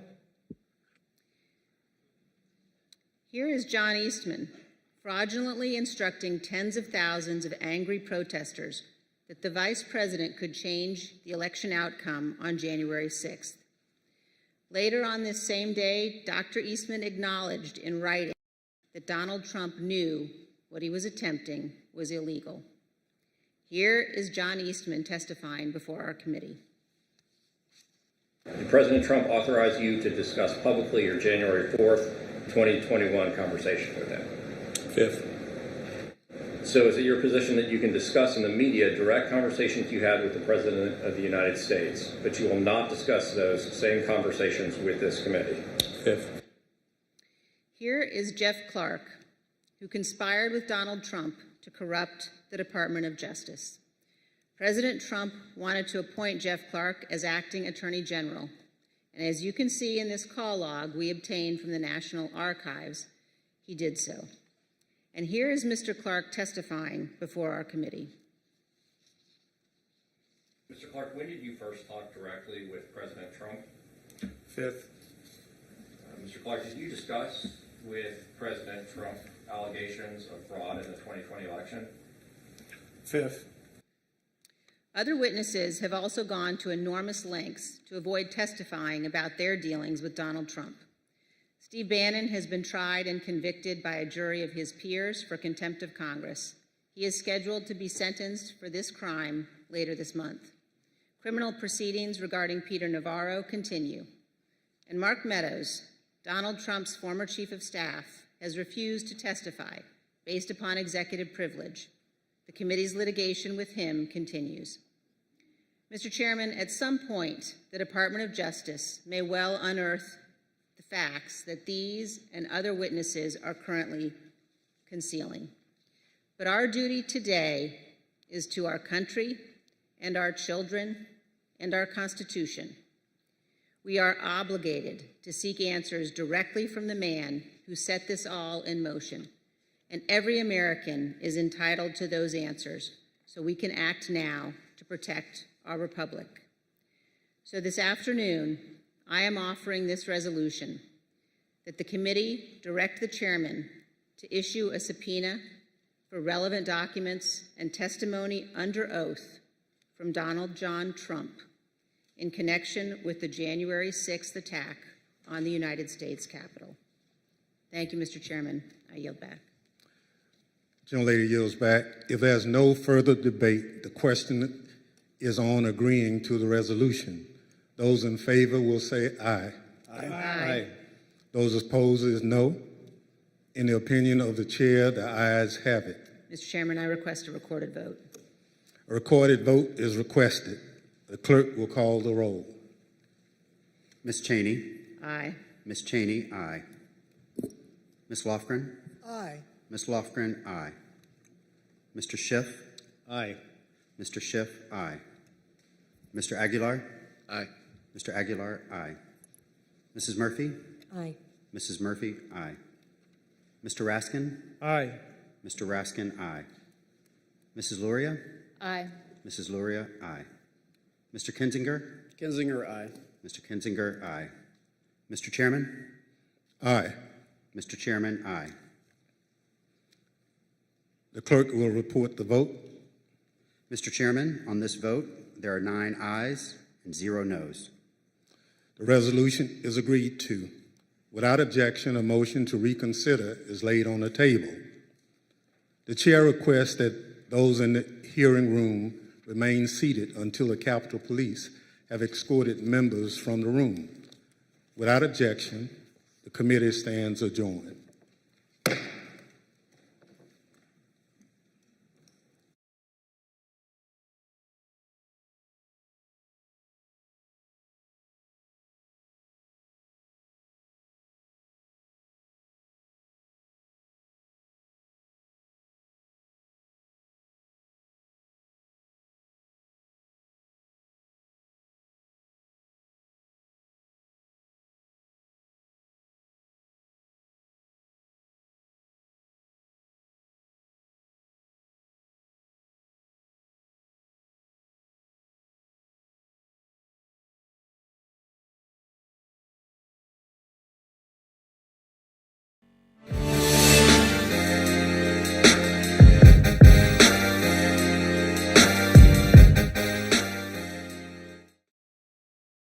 And first tonight, CMPD's latest crime update showing overall crime is up, but most violent crimes are down. That's according to its third quarter stats. Note that we said most. WCNC Charlotte's Jane Monreal shows us the two areas of violent crime seeing an uptick. CMPD says more than 1,100 robberies were reported through September. Compared to 2021, that's an increase of 6.5%. In the first 9 months of the year, the department has seen 85 homicides, an increase of 27% compared to last year. And they say many of these violent crimes are gun-related, and more than 800 firearms have been stolen from car break-ins through September. Body cam video released last month shows the moment a suspect turned a gun on a CMPD officer back in December of 2021. CMPD says the gun used was stolen a few days earlier out of Antrice Mitchell's truck. I'm a single woman traveling a lot, so this is why, I have those items that carry self-defense weapons for myself. She says she remembered seeing a post on her social media feed about the officer getting shot. And when I heard where it was at, I said, man, that's interesting, because that's about 15, maybe 20 minutes away from where my family member's home was at. Then the call from investigators. He confirmed that the gun that was stolen out of my truck was used to shoot the police officer. And I just cried. I felt incredibly bad. I cried and I cried and I cried. Stolen guns are an issue CMPD has been working to address. In 2021, with gun-related crimes on the rise, CMPD merged 3 of our units with a history of success in addressing violent crime initiatives. The Crime Gun Suppression Team targets violent crime and repeat violent crime offenders. CMPD now reporting aggravated assault went down 7%. Those involving firearms down over 10% compared to last year. So far this year, the team has made almost 200 arrests and seized over 190 firearms, 23 of those stolen. Well, our Crime Gun Suppression Team and division staff are tremendous professionals. We always need the community's help in solving crimes. CMPD is asking you to take that extra step or two in securing your property, like locking your car door when you leave. Also, Mecklenburg County Sheriff's Office says they'll give you a lock for your firearms. And if you see something that could help investigators solve some of these crimes, call Crime Stoppers. Jane Monreal, WCNC Charlotte. Heading to Grandma's house for Christmas this year? Airfare insiders say now is the time to book your flights. I'm Carolyn Bruck, and this is your Where's the Money Minute. It's not even Halloween yet, but if you're planning on going anywhere on a plane this holiday season, experts are warning you should make your flight arrangements sooner rather than later.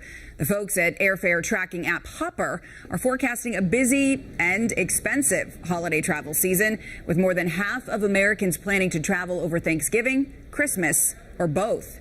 Taking those trips, not going to come cheap. Hopper's reporting that prices for holiday travel have gone up, and they've gone up significantly. If you want to fly within the U.S. for Thanksgiving this year, round-trip tickets are averaging about $280, according to Hopper. That's up 25% from last year. And it's even worse if you're planning to travel for Christmas. Hopper says domestic airfare for Christmas is averaging about $430 round trip, and that's up 55% from last year. Now, the latest numbers from the U.S. Bureau of Labor Statistics have airfare up 33% year to date. So what's causing the increase in cost? Well, Hopper pointing to a number of reasons. The price of jet fuel combined with more people wanting to travel with fewer flights available. So what should you do if you have to fly for the holidays? Well, according to NBC's The Today Show, Hopper recommends booking your flights by the end of this week to avoid even higher prices. With your Where's the Money Minute, I'm Carolyn Bruck. With your help, WCNC Charlotte is making a difference in our community. We want people to know it's okay to ask for help. We are the guardrails to some of these families who are struggling. We get to present a check for $5,000 via the Techna Foundation. These people give up their heart and their time, and they don't get anything but thank yous in return. If you'd like to make a difference, go to WCNC.com/make-a-difference now. Indira, thanks for that. We have a reminder tonight for North Carolinians who do want to vote this November. Registration deadline is this Friday, the 14th. And our team is here to help answer your registration questions as well as other election-related ones. Just text the word election to 704-329-3600. We will send you a link to our voting guide straight to your phone. Time now to connect the dots when we make the news make sense. School lunches often get a bad rap, but a new partnership right here in North Carolina is hoping to change that.